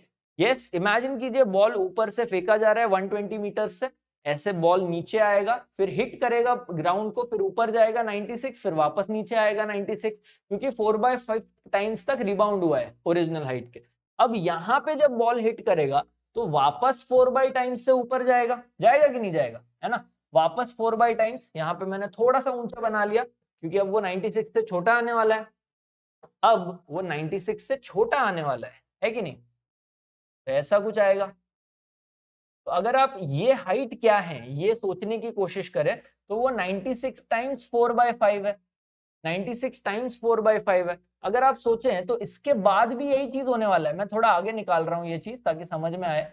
और ये जो हाइट है वो 96 टाइम्स 4/5 इंटू 4/5 है, तो वो 4/5 स्क्वायर है। यस, और ये प्रोसेस चलता रहेगा, ये प्रोसेस चलता रहेगा, चलता रहेगा जब तक the ball comes to rest, जब तक वो ठहर नहीं जाता। इमेजिन करके देखिए, मैं एक बॉल फेंक रहा हूं, यही तो होगा, यही तो होगा, यही तो होगा, यही होगा, राइट। तो हमें बस ये चीज दिख रही है कि शुरुआत में तो 120 है भाई, है ना, टोटल डिस्टेंस कितना ट्रैवल किया है ये पूछा जा रहा है, find the total distance that it travels, right. तो total distance is going to be, पहले तो यार 120 उसने ट्रैवल किया है बॉल ने, तो उसको तो अलग से काउंट करना है। यस, प्लस 96 प्लस 96, तो क्या मैं उस चीज को ऐसे लिख सकता हूं, 2 टाइम्स 96 लिख सकता हूं, does that make sense, 2 times 96 लिख सकता हूं। यस, अब उसके बाद क्या है, उसके बाद क्या है, उसके बाद क्या है, ये 96 प्लस 96 इज 2 टाइम्स 96। अब this plus this, both of them are same, so 96 into 4/5 into 2, क्योंकि 2 बार 96 इंटू 4/5 है ना, तो 2 टाइम्स 96 इंटू 4/5। यस, फिर उसके बाद ये वाला क्या है, 96 into 4/5 square, 96 into 4/5 square, but ये भी 2 टाइम्स है, ये भी 2 टाइम्स है, और ये सिलसिला ऐसे ही चलता जाएगा, 2 टाइम्स 96 इंटू 4/5 क्यूब। यस, और ये चीज ऐसे ही चलती जाएगी। और आपको इस स्टेज पे ये ऑब्जर्व करना है कि इस 120 के अलावा, इस 120 के अलावा जो ये टर्म्स हैं वो एक इनफाइनाइट ज्योमेट्रिक प्रोग्रेशन है जो कन्वर्जिंग नेचर का है, तो उसका सम आप निकाल सकते हो। ध्यान से ऑब्जर्व करके देखिए, बहुत इजी है इसको देखना, राइट। 2 इंटू 96 हर इसमें है, हर टर्म में है, तो 2 इंटू 96 को हम कॉमन ले रहे हैं विच इज 192, तो उस 192 को मैं बाहर ले रहा हूं, ठीक है। 2 इंटू 196 को मैं बाहर ले रहा हूं, अब पहले टर्म में क्या बचेगा, 1 प्लस 2 इंटू 96 बाहर ले रहा हूं, दूसरे टर्म में बचेगा 4/5, 2 इंटू 96 में बाहर ले रहा हूं, बचेगा 4/5 स्क्वायर, राइट, फिर 4/5 क्यूब एंड सो ऑन, और ये सिलसिला चलता जाएगा, कभी रुकेगा नहीं, जब तक बॉल रुक रहा है तो वो इनफाइनाइट टर्म्स है ना, छोटा छोटा छोटा छोटा छोटा कम हो जाता है जब तक वो कंट्रीब्यूट करना छोड़ देता है ना। तो सम ऑफ इन्फिनिट टर्म्स ले सकते हैं। अब बस इसको सॉल्व करना है यार, फॉर्मूला तो आता है हमें, आता है कि नहीं आता है कि नहीं। यस, अभी अभी सीखा है, और काफी रियल लाइफ एप्लीकेशन देख रहे हैं हम लोग यहाँ पे। 120 प्लस 192 इंटू ए क्या है, पहला टर्म फॉर्मूला है a अपॉन 1 माइनस आर, तो पहला term which is 1 upon 1 minus r. अब आर की वैल्यू क्या है, यहां से यहां जाने के लिए मैं क्या मल्टीप्लाई कर रहा हूं, बहुत इजी, 4/5, यहां से यहां जाने के लिए क्या मल्टीप्लाई कर रहा हूं, फिर से 4/5, तभी तो 4/5 स्क्वायर आ रहा है, फिर वापस से 4/5, सो 1 माइनस आर, 1 माइनस 4/5, है ना। और इसको जब आप सॉल्व करेंगे, इसको जब आप सॉल्व करेंगे, 1 माइनस 4/5 1/5 देगा, और वो 1/5 ऊपर जाके आपको 5 देगा। 192 इंटू 5 करना है आपको, तो वो 960 आएगा बेटा, 192 इंटू 5 करोगे तो 960 आएगा। 960 plus 120 will give you 1080 metres, है ना। तो इतना डिस्टेंस उस बॉल ने ट्रैवल कर लिया, इतना डिस्टेंस उस बॉल ने ट्रैवल कर लिया। यहाँ पे पूरा टाइट सोल्यूशन है। यस, तो जो बच्चों को अच्छे से समझ में आ चुका है वो पीडीएफ में सिर्फ ये पेज देखेंगे, खुद से ये सवाल करने की कोशिश करेंगे।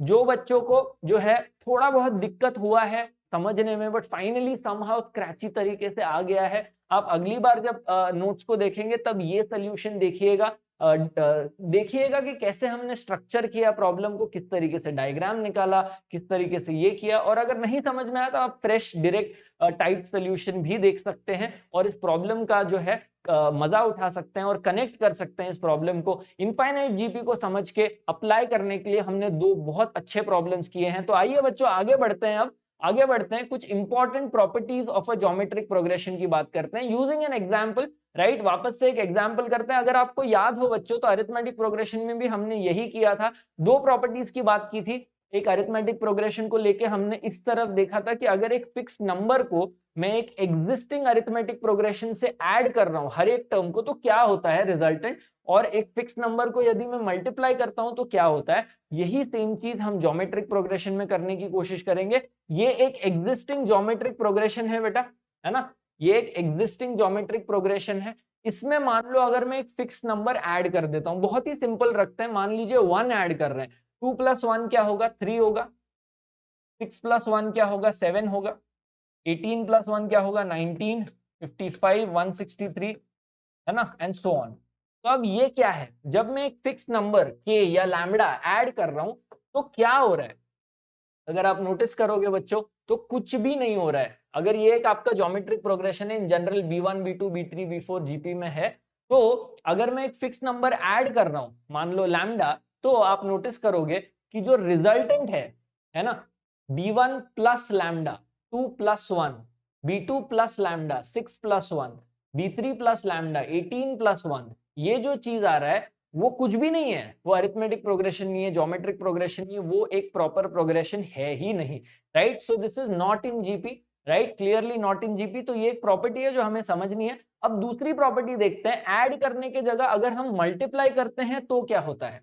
ऐड करने के जगह अगर हम एक फिक्स नंबर मल्टीप्लाई करते हैं, मान लो इस पूरे ज्योमेट्रिक प्रोग्रेशन में हम एक फिक्स्ड नंबर जो है मल्टीप्लाई करते हैं इस पर्टिकुलर ज्योमेट्रिक प्रोग्रेशन से, मान लीजिए 3, मान लीजिए या तो 4 मल्टीप्लाई करते हैं, चलो 2 4 8 आएगा, 6 4 24 आएगा, राइट, 18 4 जो है 72 आएगा, 54 4 है जो 216 आएगा, 162 4 जो है 162 4 है 648 आएगा, और ये सिलसिला चलता जाएगा।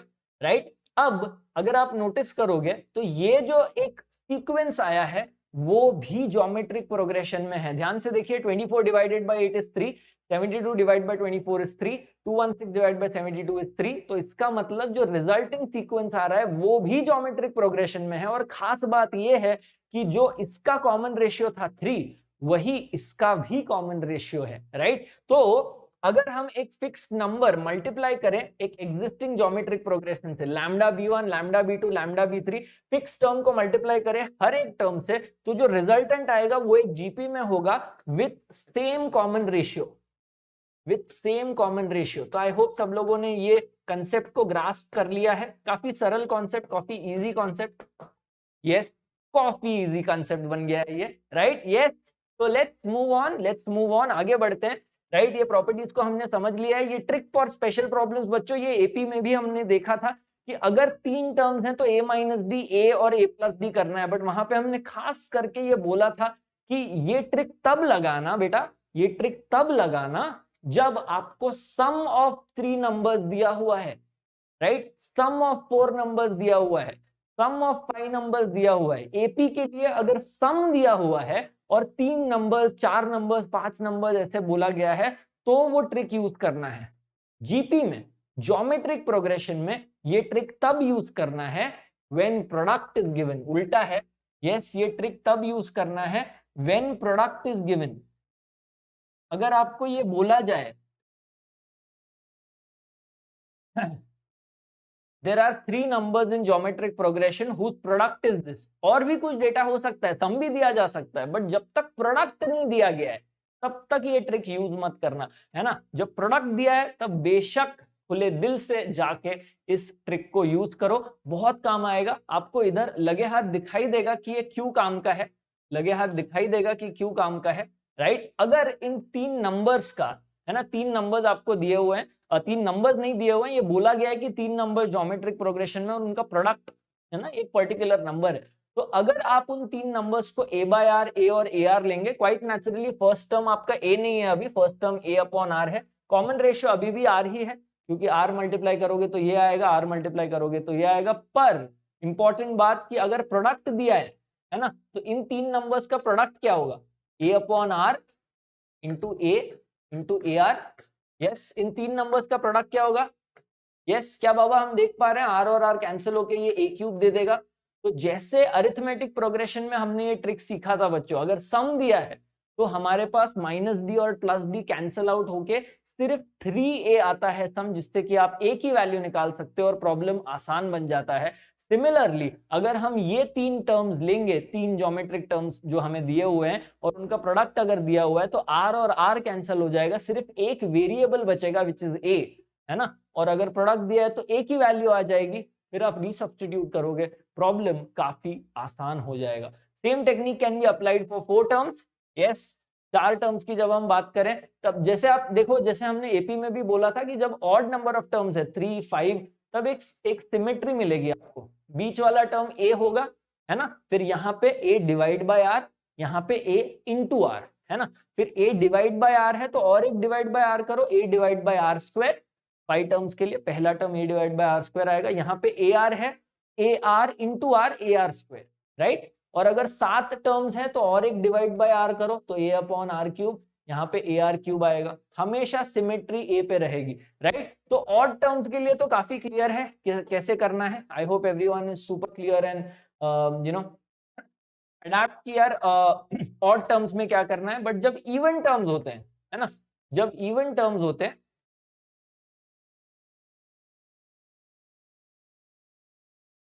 For odd terms symmetry around, for odd terms symmetry around a as middle term, ठीक है। तो इससे समझ में आ जाना चाहिए कि क्या हम बात कर रहे हैं। 7 टर्म्स हुआ तो यहाँ पे ए आर क्यूब आएगा और वहां a अपॉन आर क्यूब आएगा।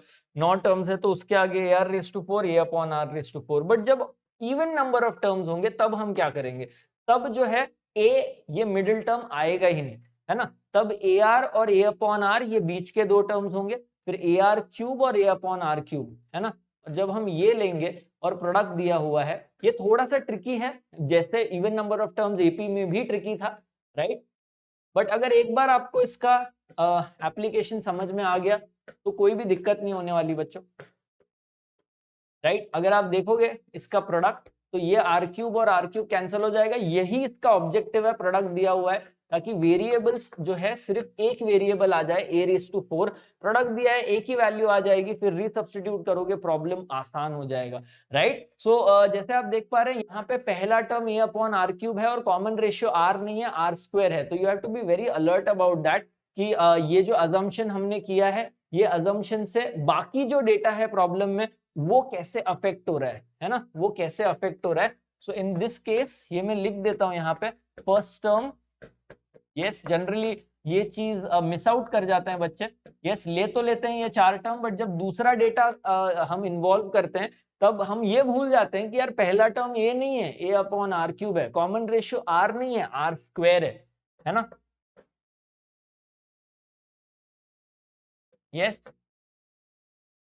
यहाँ पे कॉमन रेशियो आर ही है, कोई भी टर्म से अगले टर्म पे जाने के लिए आर ही मल्टीप्लाई कर रहे हो, या कोई भी term divide by previous term r ही दे रहा है, right. First term although a upon r square है, तो ये सारी चीजें जानना जरूरी है। आइए एक प्रॉब्लम लेते हैं इस कंसेप्ट के ऊपर, ताकि ये समझ में आ जाए कि किस तरीके से अप्रोच करना है इस टाइप के प्रॉब्लम्स को। जैसे आप क्वेश्चन में देख रहे हैं बच्चों, sum and product of 3 numbers of a geometric progression are 38 and 1728 respectively। और जैसे हम देख पा रहे हैं कि हमने ये बोला था कि जहां पे भी प्रोडक्ट दिया है for a geometric progression, right, तो वहां पे हमें ये ट्रिक यूज करनी है ना, वहां पे हमें ये ट्रिक यूज करनी है। तो क्या हम ये लिख सकते हैं, क्या हम ये लिख सकते हैं कि let those three terms although एक कॉम्पिटिटिव एग्जाम में जहां पे सिर्फ एबीसीडी करना है, वहां पे ये सब लिखने की जरूरत नहीं है, right. Let 3 terms of GP be a by r, a and a r, ठीक है। अभी हम इसीलिए कर रहे हैं क्योंकि प्रोडक्ट हमें 1728 दिया हुआ है, तो a by r into a into a r is 1728। और इसको अगर हम सॉल्व करेंगे बच्चों, इसको अगर हम सॉल्व करेंगे तो क्लियरली आर और आर कैंसिल होएगा, ए क्यूब आएगा which is 1728। Yes, A cube आएगा विच इज 1728। अब सोचिए कि ऐसा कौन सा नंबर है जिसका क्यूब जो है 1728 देगा। तो सॉल्व करोगे तो आपको ए की वैल्यू आएगी 12, है ना, आपको ए की वैल्यू आएगी 12, राइट। तो एक बार 12 की वैल्यू आ गई, ए की वैल्यू आ गई, तो अब दूसरा डेटा यूज करने की बारी। Sum of these three terms is 38। So अब ये जो तीन नंबर है वो 12 अपॉन आर है, 12 है और 12 आर है, और इनका सम जो है हमें दिया गया है एज 38। तो अब इस इक्वेशन को सॉल्व करना है, आर की वैल्यू निकालनी है और कहानी खत्म, राइट। यस, आई होप आपको समझ में आ रहा है यहाँ पे मैं क्या बोल रहा हूँ, राइट। 12 कॉमन लेना है, एक क्वाड्रेटिक आने वाला है यहाँ पे, राइट, एक क्वाड्रेटिक आने वाला है। ध्यान से देखिए 12 ये वाला इक्वेशन है वो, ये वाला वो इक्वेशन है जहां से हम 12 को कॉमन ले सकते हैं। 1 upon r plus 1 plus r equal to 38, ठीक है। अब एलसीएम कॉमन लेंगे, आर मल्टीप्लाई करेंगे 1 plus are square upon r जो इस तरफ जाके 38 आर दे देगा, राइट। फिर आप इसको सॉल्व कर सकते हो, 12 r square plus 12 r plus 12 equal to 38 r. उसके बाद तो एक प्रॉपर क्वाड्रेटिक आएगा बच्चों, जो सॉल्व करके आपको 2 आर के वैल्यूज देगा, 2/3 और 3/2। आपके पास ए के वैल्यूज ऑलरेडी हैं, उससे आपके जो है तीन वो नंबर आ जाएंगे ज्योमेट्रिक प्रोग्रेशन के। अगर आप इंक्रीजिंग ले रहे हो 3/2 ले रहे हो तो 8 12 18, और अगर आप एक डिक्रीजिंग ज्योमेट्रिक प्रोग्रेशन ले रहे हो तो 18 12 8। सेम नंबर्स आ रहे हैं, बस उल्टा फुल्टा आ रहा है, ठीक है। This is taking R S 2/3 not 3/2, तो इसको ठीक कर देते हैं, राइट। तो एक बार ध्यान से देख लीजिए, आई होप जो एप्लीकेशन है वो क्लियर हो गया है, राइट। ओके, तो चलिए आगे बढ़ते हैं नेक्स्ट कॉन्सेप्ट की तरफ, insertion of an geometric means. ये आखिरी कॉन्सेप्ट होगा बच्चों इस पर्टिकुलर लेक्चर का, ज्योमेट्रिक प्रोग्रेशन के लेक्चर का। जैसे हमने पिछले सेशन में अरिथमेटिक प्रोग्रेशन में भी ये कंसेप्ट पढ़ा था कि बेटा अगर मेरे पास दो नंबर्स हैं, है ना, अगर मेरे पास दो नंबर्स हैं और उन दोनों नंबर्स के बीच में एन अरिथमेटिक मीन्स डालने हैं तो उसका मतलब क्या है और उसको सॉल्व कैसे करना है, वैसे ही हम यहाँ पे करेंगे, वैसे ही हम यहाँ पे करेंगे। Yes, insert 4 geometric means between, एक एग्जाम्पल ले रहा हूं मैं बच्चों, 5 and 105, ठीक है। ये नंबर्स भी कुछ इस तरीके से लिए हैं ताकि प्रॉपर नंबर्स आए, इजी हो समझने में, ज्यादा दिक्कत नहीं हो, ठीक है। और उसी को हम जनरलाइज करेंगे, इसी को हम जनरलाइज करेंगे। Insert n geometric means between a and b, ठीक है। तो जैसे हमने पिछले सेशन में पढ़ा था बच्चों कि अगर ये कहानी अरिथमेटिक मीन्स के लिए हो रही है, अगर ये कहानी अरिथमेटिक मीन्स के लिए हो रही है, तो अगर आप फर्स्ट नंबर और आखिरी नंबर के बीच में n अरिथमेटिक मीन्स डाल रहे हो, है ना, तो वो n अरिथमेटिक मीन्स पहला और आखिरी टर्म मिला के टोटल n+2 टर्म्स बनते हैं, और ये n+2 टर्म्स जो है वो एक अरिथमेटिक प्रोग्रेशन में होते हैं, राइट। यही मतलब होता है इंसर्टिंग n मीन्स का, है ना। तो सिमिलरली जब ज्योमेट्रिक मीन्स इंसर्ट कर रहे हैं तो वो जो n+2 टर्म्स बनेंगे वो एक ज्योमेट्रिक प्रोग्रेशन में होंगे, है कि नहीं, राइट। तो पहला टर्म जो है क्या है, 5 है, यस। आखिरी टर्म जो है वो 405 है। तो इनके बीच में अगर मैं चार ज्योमेट्रिक मीन्स डाल रहा हूं, है ना, तो G1 G2 G3 and G4, ठीक है। तो क्या ये कहना कन्वीनियंट है कि ये 6 टर्म्स 5 और 405 मिला के ये जो 6 टर्म्स हैं वो एक ज्योमेट्रिक प्रोग्रेशन है, और यही कहानी है इंसर्टिंग n मीन्स की, ठीक है, right. These 6 numbers are in GP, ठीक है। और अगर ये 6 टर्म्स एक ज्योमेट्रिक प्रोग्रेशन में है तो 405 जो है is the sixth term of this geometric progression. ध्यान से, अभी दिमाग के थोड़े फास्ट घोड़े जो हैं वो फास्ट दौड़ना शुरू कर देने चाहिए, क्योंकि अब तक आपने सीख लिया है भाई कि जीपी क्या है। और अगर एक ज्योमेट्रिक प्रोग्रेशन आपके आंखों के सामने है और उसके सिक्स्थ टर्म की बात कर रहे हो आप, first, second, third, fourth, fifth and sixth, right? Yes, जीवन जो है वो सेकंड टर्म है। जीवन मोह माया है, बट जीवन यहाँ पे सेकंड टर्म है कि नहीं? यस, G2, G3, G4 आपका पांचवा टर्म है ज्योमेट्रिक प्रोग्रेशन का, 405 छठवां टर्म है, सिक्स्थ टर्म है ज्योमेट्रिक प्रोग्रेशन का। तो फॉर्मूला क्या लगेगा बेटा? फॉर्मूला लगेगा a into are raise to n minus one. A क्या है? 5 है। ए क्या है? 5 है, right? Into are raise to n minus one. ध्यान से, हम छठवें टर्म की बात कर रहे हैं, तो 6 माइनस वन, राइट? तो अब इसको सॉल्व करके क्या आएगा? तो सॉल्व करके क्या आएगा? तो सॉल्व करके आएगा 405 equal to 5 r raise to 5। तो 405 divided by 5 is equal to 405 divided by 5 is equal to right, यहाँ पे फिर से 3 ज्योमेट्रिक मीन्स आने पड़ेंगे, राइट? तभी ये चीज सही होगा, आई गेस। एक सेकेंड या तो ये सिमिलर चीज मैंने कल भी की थी। 4 नहीं 3, हल्का सा कैलकुलेशन मिस्टेक यहाँ पे, राइट? ओके, इसको ठीक करते हैं। Insert 3 geometric means between 5 and 405। तो 3 ज्योमेट्रिक मीन्स ये रहे, G1, G2, G3, राइट? तो अब टोटल नंबर्स कितने हो गए?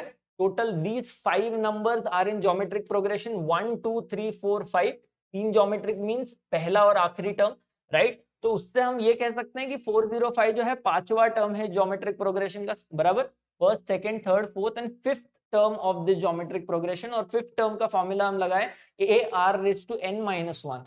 तो a into 5 into are raise to 5 minus one, correct? तो 405 जो पांचवे टर्म की वैल्यू है डिवाइड बाय 5, है ना, is equal to r raise to 4, is equal to r raise to 4। और इस चीज को जब हम सॉल्व करेंगे, 405 डिवाइडेड बाय 5 आपको 81 देगा।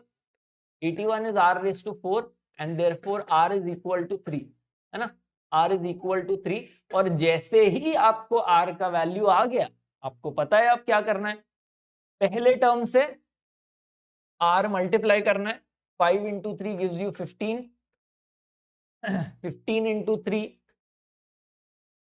gives you 45, 45 into 3 gives you 135 and 135 into 3 does give you 405। इसका मतलब 5, 15, 45, 135 and 405 is in geometric progression, right? और आपने 5 और 405 के बीच में 3 geometric means insert कर दिए हैं such that we have a 5 term geometric progression। तो आई होप सबको समझ में आ गया एक एग्जाम्पल को यूज करके कि इसका मतलब क्या है। और जैसे ही आपको ये समझ में आ गया है बच्चों, तो हम बहुत इजीली जनरलाइज्ड चीज में उतर सकते हैं। हम ये बोल सकते हैं कि पहला टर्म है A, आखिरी टर्म है B, है ना? और उनके बीच में हमें n ज्योमेट्रिक मीन्स इंसर्ट करने हैं। तो इनके बीच में जो है हम इंसर्ट कर रहे हैं G1, G2, G3 and so on till Gn, है ना? तो टोटल टर्म्स कितने हुए ज्योमेट्रिक प्रोग्रेशन के? अगर ये n मींस इंसर्ट करने के बाद, ये टोटल चीज ज्योमेट्रिक प्रोग्रेशन में आ रही है, तो here we have n terms और 2 terms, total n plus 2 terms, right? So total n plus 2 terms in geometric progression. और उस वजह से हम ये बोल सकते हैं कि ये जो आखिरी टर्म है वो n प्लस 2th टर्म है। ये जो आखिरी टर्म है b is the n plus 2th term. और अगर मैं n प्लस 2th टर्म का फॉर्मूला लगाऊं तो it's a into are raise to n minus one. n की जगह n प्लस 2 आएगा, तो n प्लस 2 माइनस 1। अब इसको सॉल्व करेंगे तो r का फॉर्मूला आ जाएगा बच्चों, और r की वैल्यू क्या आएगी? b upon a। ध्यान से देखना, b upon a is equal to r raise to n plus 1। तो r की वैल्यू होगी b upon a raise to 1 upon n plus 1। और ये फॉर्मूला जब आप लगाओगे आपको r की वैल्यू आ जाएगी। और जैसे ही r की वैल्यू आएगी, उस r के वैल्यू को आपको मल्टीप्लाई करते जाना है सो दैट आपको सारे ज्योमेट्रिक मीन्स आ जाएंगे, राइट। तो यही फॉर्मूला यहाँ पे लगा लेते हैं। बी जो है आखिरी टर्म जो है 405 है, ए जो है जो पहला टर्म है वो 5 है, राइट। तो यहाँ पे क्या आएगा 405 डिवाइडेड बाय 5, राइट। और n क्या है, number of geometric means to be inserted which is 3, so 3 plus 1 is 4, right? So 405 upon 5, 405 upon 5 which is 81 raised to 1 upon 4, raised to 1 upon 4 मतलब fourth root of 81 which is 3। तो r की value 3 directly आ जाएगी ये formula apply करके, right. तो I hope सबको समझ में आ गया कि कहानी क्या है, स्टोरी क्या है और फॉर्मूला डेवलपमेंट कैसे हो गया है। अगर यहां तक क्लियर है बच्चों तो आपने जेपी जो है मास्टर कर लिया। तो आइए, अगर जीपी सब कुछ समझ में आ गया है तो बढ़ते हैं प्रॉब्लम्स पैकेज की तरफ, प्रॉब्लम्स को फोड़ते हैं, कॉन्फिडेंस डेवलप करते हैं और फिर आगे चैप्टर में बढ़ेंगे। तो फटाफट कुछ प्रॉब्लम्स को एंटरटेन करेंगे। यहाँ पे ये रहा पहला सवाल आपके स्क्रीन के सामने, गिव योर बेस्ट शॉट, देखते हैं कौन इस क्वेश्चन को फटाफट सॉल्व कर पाता है। Pause the video and try to solve it on your own और फिर डिस्कशन हमारे साथ देखिए, right.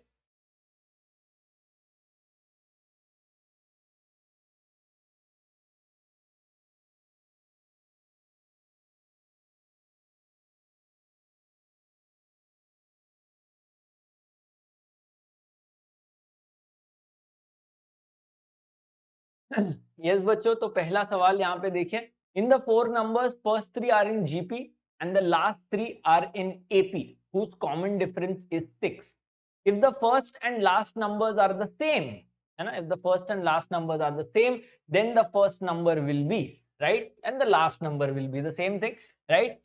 so first 3 are in gp, last 3 is in ap, common difference is 6, right, common difference is 6। तो हम क्या करते हैं, t1 t2 t3 t4 इसको दोनों तरीके से सॉल्व कर सकते हैं। You can start with the GP and then go to AP, या फिर आप you can start with the AP, है ना, you can start with the AP and then come to GP, right. अब क्योंकि ये बोला गया है कि that the last 3 terms are in AP with common difference 6, AP with common difference as 6, right. तो जैसे 3 टर्म्स को हम लोग जनरली बात करते हैं, 3 टर्म्स की जनरली बात करते हैं, तो क्या हम ये बोल सकते हैं कि ये जो बीच वाला टर्म है ना, ये जो बीच वाला टर्म है उसको मान लो a ले लेते हैं, उसको मान लो a ले लेते हैं, उसको अगर मान लो हम a ले लेते हैं, है ना, t3 को अगर हम a ले लेते हैं,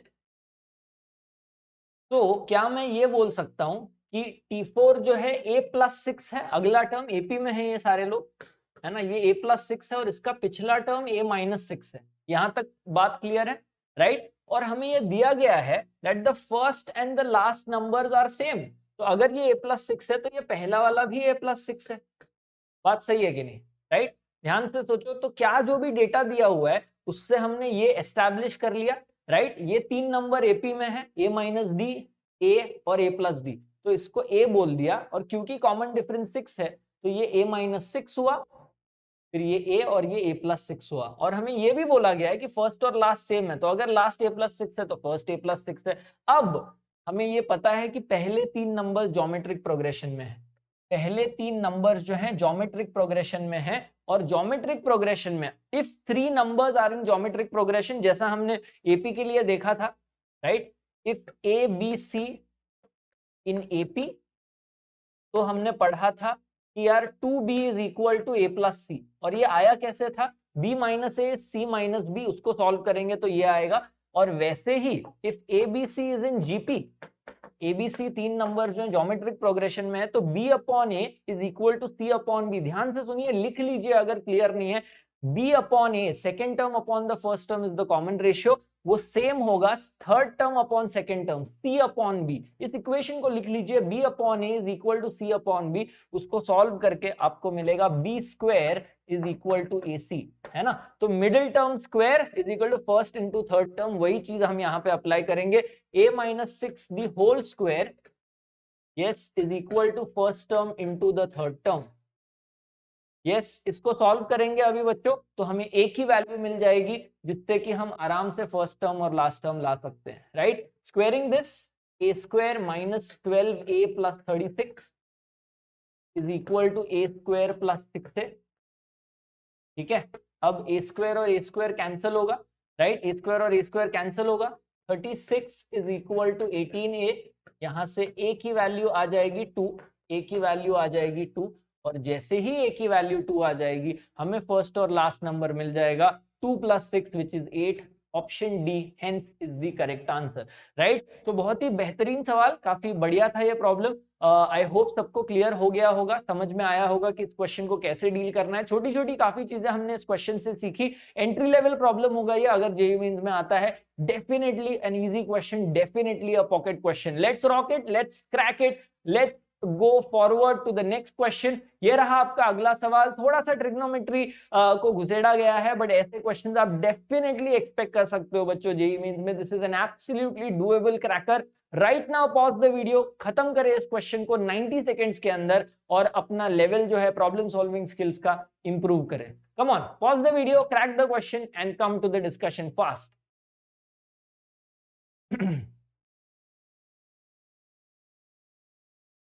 यस बच्चों, तो आई होप सबसे पहले आपने ये नोटिस किया होगा कि ये जो लेफ्ट हैंड साइड में है ये एक ज्योमेट्रिक प्रोग्रेशन है ना, ये एक ज्योमेट्रिक प्रोग्रेशन है। यस, जिसमें first term is 1 and common ratio is cos alpha. Yes, पहला टर्म 1 है, दूसरा टर्म 1 इंटू cos अल्फा, फिर cos alpha into cos alpha, cos square alpha and so on, infinite terms तक जा रहा है। इसका मतलब यहाँ पे पॉसिबिलिटी है कि हम इनफाइनाइट टर्म्स का सम का फॉर्मूला लगाएं, बट वो लगाने से पहले हमें ये कंफर्म करना पड़ेगा कि क्या ये कन्वर्जिंग ज्योमेट्रिक प्रोग्रेशन है, क्या नंबर्स जो हैं छोटे हो रहे हैं, क्या कॉमन रेशियो 1 से छोटा है ना। तो यहाँ पे अगर आप नोटिस करो तो अल्फा जो है 0 से पाई के बीच में है ना, अल्फा जो है 0 से पाई के बीच में है। इसका मतलब cos alpha is always going to be between 1 and -1। बात यह है कि cos अल्फा कभी भी 0 नहीं है, इसका मतलब cos 0 1 नहीं है, तो ये 1 से छोटा है। cos हमेशा 1 और -1 के बीच में होता है, बराबर है कि नहीं, इक्वल भी होता है, बट यहाँ पे वो इक्वल में कंसिडर नहीं करूंगा। क्यों नहीं करूंगा, क्योंकि अल्फा जो है 0 नहीं है, तो cos 0 1 नहीं हुआ, और अल्फा जो है वो पाई नहीं है, तो cos पाई -1 नहीं हुआ, तो ये इनइक्वालिटीज जो है उसमें इक्वल टू नहीं रहेगा। और अगर ये चीज वैलिड है तो कॉमन रेशियो जो है cos alpha is always less than 1, है ना, common ratio mod is less than 1। तो बेसिकली ये बात है कि जो मैग्नीट्यूड है, जो पहला टर्म है 1, है ना, उसके बाद cos अल्फा 1 और -1 के बीच में होने के बाद वो 1 से छोटा ही होगा, भले ही वो नेगेटिव नंबर हो, है ना, नेगेटिव पॉजिटिव होता जाए, वो मैग्नीट्यूड में डिक्रीज करता जाएगा, उससे हम कन्वर्जिंग ज्योमेट्रिक प्रोग्रेशन कहेंगे। और अब अगर हमें ये पता है तो सम दिया हुआ है 2 - √2, है ना, उसका फॉर्मूला क्या है, a/1 - r 1/1 - cos अल्फा। इस इक्वेशन को सॉल्व करो, आसानी से आंसर निकालो और 4 नंबर जो है अपने जेब में डालो। बहुत इजी सवाल हो गया ये अभी, राइट, बहुत इजी सवाल हो गया ये अभी, right. So 1 - cos alpha is equal to 1/2 - √2, rationalise करना पड़ेगा यहाँ पे, 2 + √2 ऊपर नीचे, right. So therefore we have 1 - cos alpha is equal to 2 + √2 upon, नीचे क्या आएगा, 4 - 2 which is 2, राइट। ये सॉल्व करके हमें मिलेगा 1 + 1/√2 is equal to 1 - cos alpha, right.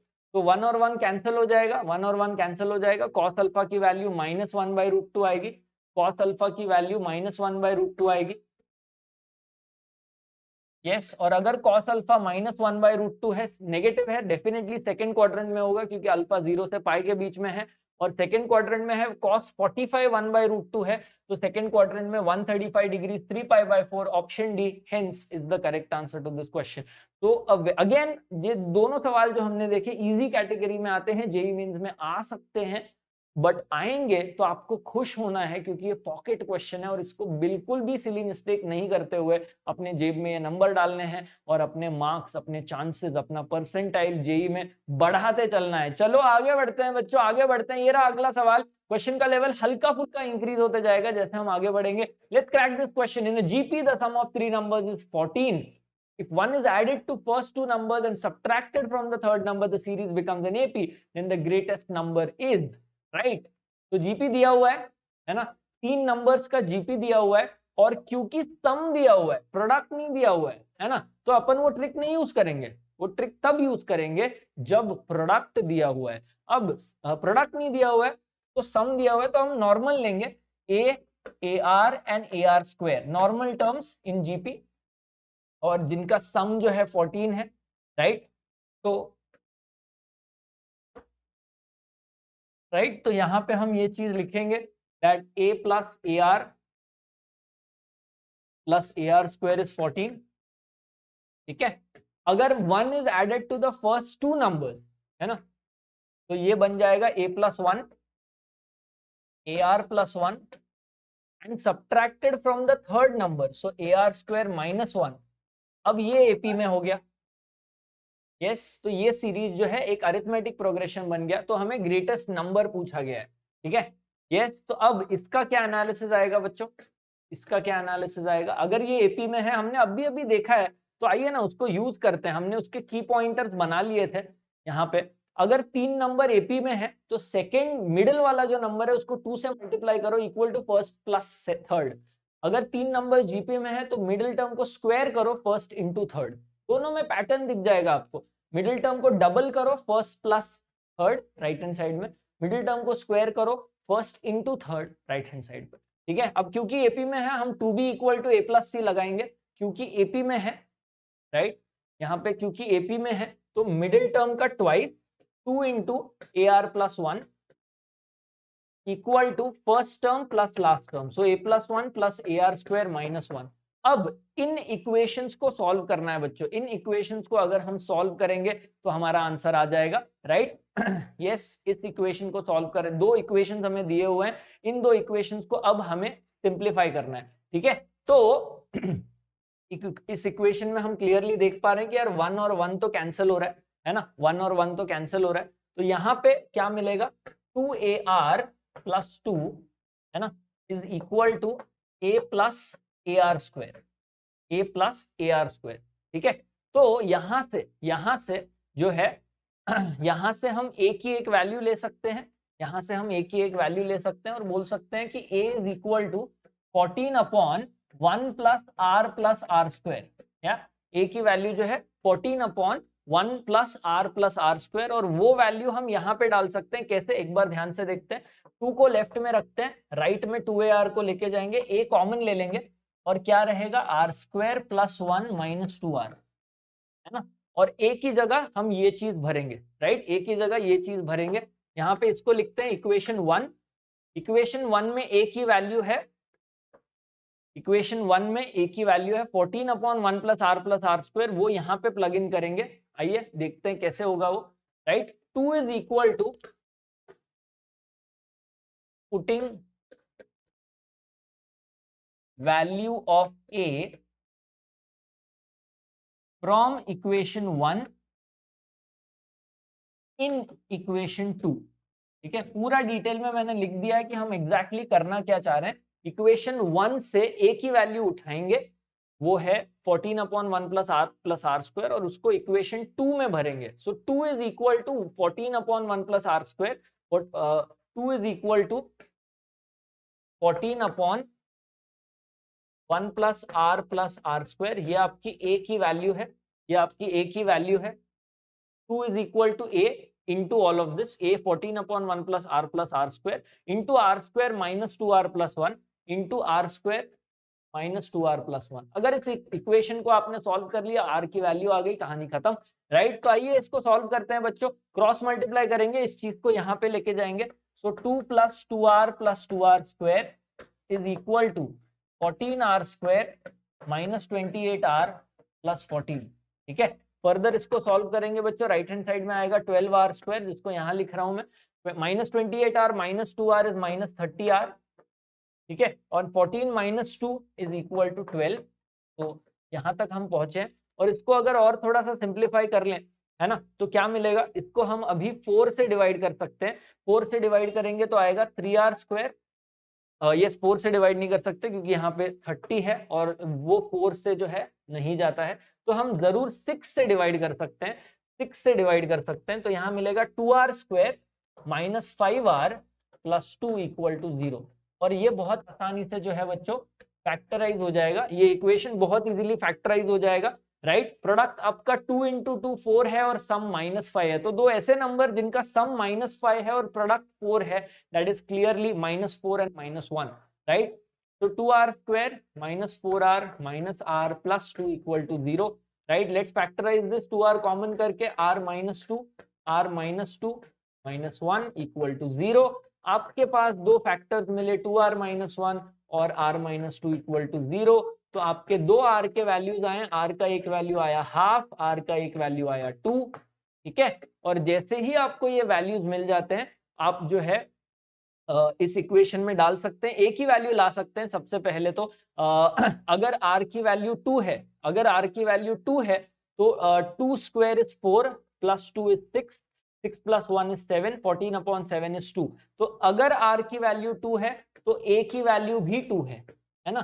और जब r की वैल्यू हाफ है, जब r की वैल्यू हाफ है, हाफ स्क्वायर इज 1/4 बच्चों, प्लस हाफ, तो 1 प्लस हाफ प्लस 1/4 जो है 1 प्लस हाफ प्लस 1/4 जो है बच्चों आपको 7/4 देगा। और 7/4 सिंप्लीफाई करने के बाद आपको a की वैल्यू 8 देगा। आप r की वैल्यू यहाँ पे हाफ डाल सकते हैं, r की वैल्यू यहाँ पे हाफ डाल सकते हैं, आपको a की वैल्यू 8 मिलेगी, आपको a की वैल्यू 8 मिलेगी, राइट। तो हमें दोनों सिचुएशंस मिल गए कि r जब 2 है तब a 2 है, r जब हाफ है तब a 8 है। और उनको जब हम यहाँ पे डालेंगे ग्रेटेस्ट नंबर में, right, then the greatest number हमारा यहाँ पे है a r square minus 1, a की वैल्यू 2 है, r की वैल्यू 2 है, 2 square is 4, 4 into 2 is 8, 8 minus 1 is 7, ठीक है। ये ap का ग्रेटेस्ट नंबर है, ठीक है। और यहाँ पे अगर हम डालेंगे 2 प्लस 1 इज 3, राइट, a की वैल्यू 2 और b की वैल्यू 2 डालेंगे, a की वैल्यू 2 और r की वैल्यू 2 अगर हम डालेंगे तो 2, 4 और 8 ये तीन नंबर्स आएंगे, 2, 4 और 8 ये तीन नंबर्स आएंगे। Yes, this comes if r is 2 and a is 2, right?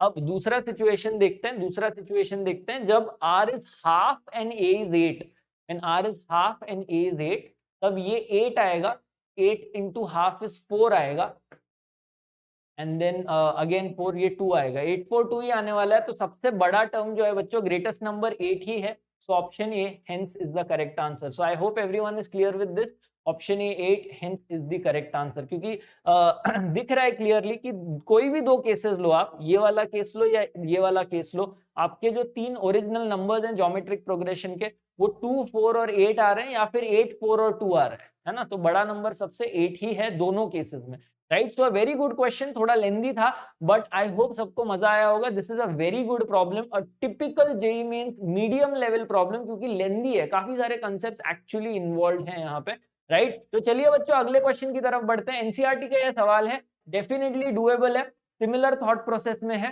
तो sum of 3 numbers in GP is 56, sum दिया है, प्रोडक्ट नहीं दिया है ना। तो आप डेफिनेटली जो है A R square, A R और ए आर स्क्वायर ले सकते हो, जिसका सम आपको 56 मिला हुआ है ना। If we subtract 1 7 21 from these numbers in that order we get an arithmetic progression, right. तो ये आपका पहला इक्वेशन है। दूसरा इक्वेशन क्या आएगा, अगर मैं इसमें से 1 हटा दूं, इसमें से 7 हटा दूं और इसमें से 21 हटा दूं, तो ये एक एपी है। और अगर ये एक एपी है तो आप कैसे सॉल्व करेंगे। अब भी हमने देखा if A b and c are in arithmetic progression 2b is equal to a plus c, right. So 2 times ar minus 7 equal to first term plus last term.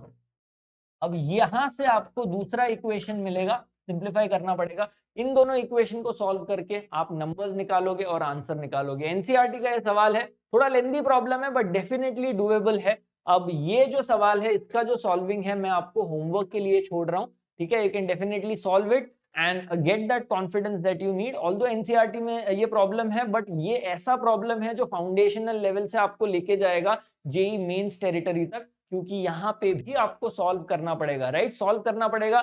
और जो धीरे धीरे और ग्रेजुअली मोर इवॉल्विंग क्वेश्चंस है, जहाँ पे और ज्यादा टफनेस बढ़ जाती है, जो जेईई मेंस में ज्यादा आप एक्सपेक्ट कर सकते हो, उनको हम धीरे धीरे सॉल्व करेंगे मिक्स्ड बैग प्रॉब्लम्स में, प्रीवियस ईयर्स क्वेश्चंस में, डीपीपीस के सॉल्यूशंस में, और जो बहुत सारे धमाकेदार सेशंस हम लोग लेने वाले हैं। बट यहाँ पे जब आपने अभी अभी कंसेप्ट पढ़ रखा है, कंसेप्ट को ग्रास्प किया है, इन टाइप के प्रॉब्लम्स को सॉल्व करना बेहद जरूरी है।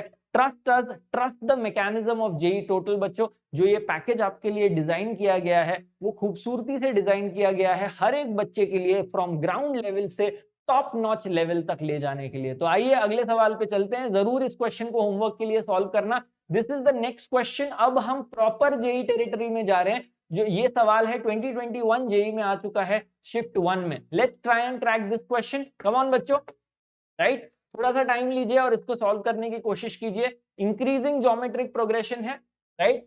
The sum of the second and the sixth term is 25/2, right, and the product of the third and the fifth term is 25, then the sum of the fourth, sixth, eighth term is equal to, trust me बच्चों, मैं ये clearly mention करना चाहूंगा कि ये problem लेंदी जरूर है। अब तक जो आपने सेशंस देखे होंगे आपको ये दिखाई दिया होगा कि जेईई के प्रॉब्लम थोड़े लेंदी जरूर होते हैं, बट कंसेप्ट्स एक्सप्लोसिव नहीं होते हैं। ऐसा नहीं होता कि भाई देख के डर लगे प्रॉब्लम से, बस ये लेंदी है।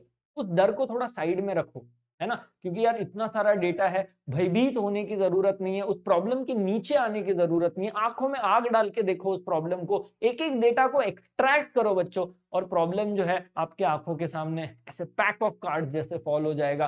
4 नंबर जेब में आएंगे, खुशी फील होगी, राइट। तो चलिए देखते हैं इस क्वेश्चन को कैसे देखना है। Sum of the second and the sixth term, तो एक ज्योमेट्रिक प्रोग्रेशन है। First term r and common ratio, first term a and common ratio r. तो जो सेकेंड टर्म है वो होगा ए आर, और जो सिक्स्थ टर्म है वो होगा ए आर रेस टू 5। इन दोनों का सम जो है वो 25/2 है, ठीक है। ये आपका पहला इक्वेशन हो गया। Product of the third and fifth term, product of the third and fifth term, third term क्या होगा, A R square, yes. Fifth term होगा ए आर रेस टू 4, और ये प्रोडक्ट है 25। ये आपका सेकेंड इक्वेशन आ गया बच्चों, ये सेकेंड इक्वेशन आ गया। और ये दोनों इक्वेशंस को यूज करके आपको सम ढूंढना है फोर्थ, सिक्स्थ और एट्थ टर्म का। तो आइए देखते हैं किस तरीके से इन दोनों इक्वेशंस को हम मैनिपुलेट करेंगे, सिंप्लीफाई करेंगे to get the needful, right. यहाँ पे क्या मिलेगा हमें, a square into are raise to 6 is 25। Yes, क्या हम ये बोल सकते हैं that this is a are cube the whole raise to 2। ध्यान से देखिए, ये मैं अब इसीलिए कर रहा हूं क्योंकि 25 भी मुझे 5 स्क्वायर दिख रहा है ना। तो A R cube the whole square, तो clearly a are cube is 5, है ना। ए आर क्यूब इज 5, इसका मतलब फोर्थ टर्म इज 5। ध्यान से देखो, ए आर क्यूब आपका फोर्थ टर्म है। A R raise to n-1 होता है ना बेटा, A R raise to n-1 होता है। तो अगर ये n-1 3 है तो n तो 4 हो गया, तो this is t4। Fourth term की वैल्यू आ गई है बाबा, फोर्थ टर्म की वैल्यू जो है वो 5 है ना। अब धीरे धीरे इस चीज को यूज करना है, धीरे धीरे इस चीज को यूज करना है, और जो है हमें चीजें सिंप्लीफाई करनी है, चीजें सिंप्लीफाई करनी है। तो देखते हैं, पहले इक्वेशन को अभी हमने हाथ नहीं लगाया, उसको यूज करेंगे, उसको यूज करेंगे, अगले पेज पे ले जाएंगे इसको, है ना। ए कॉमन लेंगे उस इक्वेशन से, a into r plus r raise to 5, a into r plus r raised to 5, a bracket r plus r raised to 5 is equal to 25/2, right. और हमने यहाँ पे ए आर क्यूब की वैल्यू निकाल रखी है, ए आर क्यूब की value निकाल रखी है। क्योंकि ए आर क्यूब की वैल्यू निकाल रखी है, हम A R cube he common ले लेते हैं, है ना। यस, या तो हम सिंपल रख सकते हैं, ए की वैल्यू को 5/r³ डाल देते हैं। चलो वही करते हैं, ए कॉमन लेते हैं, r plus r raise to 5, a common लेते हैं, r plus r raise to 5, यहां तक हम लोग थे। This is equal to 25/2। अब क्योंकि ए आर क्यूब 5 आया है, ए की वैल्यू इज 5/r³, ए की वैल्यू इज 5/r³, तो 5/r³ into r plus r raise to 5 is 25/2, है ना।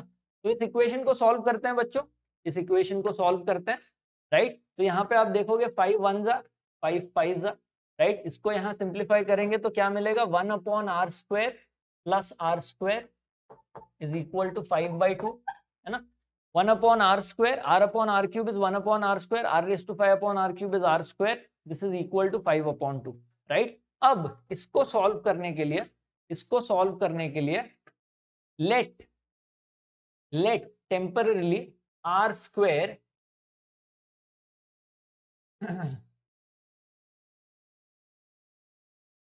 Late r square equal to t, just for temporary purposes, ठीक है. वैसे इतना ज्यादा लिखने की भी जरूरत नहीं है, बट अगर आप दिमाग में ये चीज कर सकते हो, you can definitely do it. But r square को अगर मैं टी लूंगा तो 1 upon t plus t, 1 upon t plus t equal to 5/2.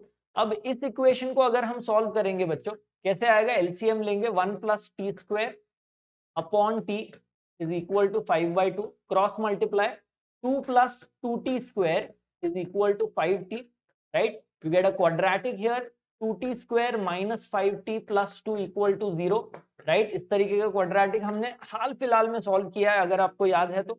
और ये आएगा 2t minus 1 into t minus 2 equal to 0. इसका मतलब t की वैल्यू जो है, जो कि r स्क्वायर है, वो 2 हो सकती है, और t की वैल्यू जो है, जो आर स्क्वायर है, वो हाफ हो सकती है. तो ये दोनों वैल्यूज पॉसिबल हैं. तो हम अभी के लिए जो है इसको कंसिडर करते हैं कि आर स्क्वायर 2 है, और इसको ही लेना पड़ेगा, क्योंकि अगर हम ध्यान से देखें तो हमें यहाँ पे इंक्रीजिंग ज्योमेट्रिक प्रोग्रेशन बोला गया है. तो आर जो है कॉमन रेशियो पॉजिटिव ही होगा, देयर पॉजिटिव और ग्रेटर देन 1 होगा, तो आर इज इक्वल टू √2.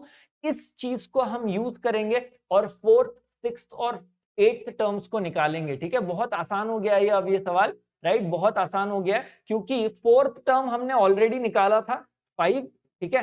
तो 5 अगर 4th टर्म है, 5 अगर 4th टर्म है, ठीक है, तो 6th टर्म लाने के लिए हमें r इंटू आर मल्टीप्लाई करना पड़ेगा, मतलब आर स्क्वायर करना पड़ेगा, जिसकी वैल्यू 2 है.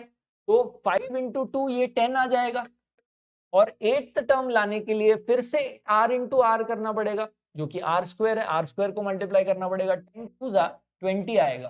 तो अब इन 3 टर्म्स का सम चाहिए हमें, sum of these 3 terms, as simple as it gets बच्चों. 35 सम आएगा, 5 + 10 15 + 20 is 35. This is a JEE problem. Yes, थोड़ा लेंथी था, बट ट्रस्ट मी, थोड़ा सा सोच के देखिए, क्या ये एक्चुअली डिफिकल्ट था? जेईई मेंस में आया हुआ है ये. पहला जो डेटा दिया हुआ है उसको एकदम प्यार से लिखा इक्वेशन फॉर्मेट में, दूसरा जो डेटा हुआ है उसको लिखा, है ना. इन दोनों डेटा को किसी तरीके से हमने मैनिपुलेट किया, सिंप्लीफाई किया. अलग अलग तरीकों से आप कर सकते हो. यहाँ पे मुझे दिख गया कि यार बहुत रेडिली 4th टर्म आ गया, और यहाँ पे a की वैल्यू आ गई 5/r³, जिसको मैं यहाँ यूज कर सकता हूँ a कॉमन लेके वहां पे a को मैं 5/r³ लिख सकता हूँ, उससे a एलिमिनेट हो जाएगा. और वही हुआ.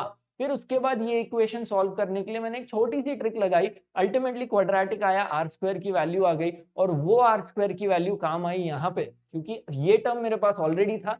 यहाँ से यहाँ जाने के लिए आर नहीं, आर स्क्वायर मल्टीप्लाई करना है, क्योंकि 2 हॉप्स हैं, 2 जम्प्स हैं सेम यहाँ पे, और आर स्क्वायर की वैल्यू दी गई है, तो प्लस माइनस का तो टेंशन ही नहीं है. यहाँ से यहाँ आर स्क्वायर 2 को मल्टीप्लाई किया, यहाँ से यहाँ आर स्क्वायर 2 को मल्टीप्लाई किया, सारे टर्म्स आ गए, राइट बच्चों. तो आई होप सबको कॉन्फिडेंस आया होगा. एक और सवाल है जो जेईई 2021 में ही था, इसको जरूर सॉल्व कीजिए, right. Yes, everyone give your best shot and try to crack this problem. इसको आखिरी प्रॉब्लम रखते हैं बच्चों इस लेक्चर का.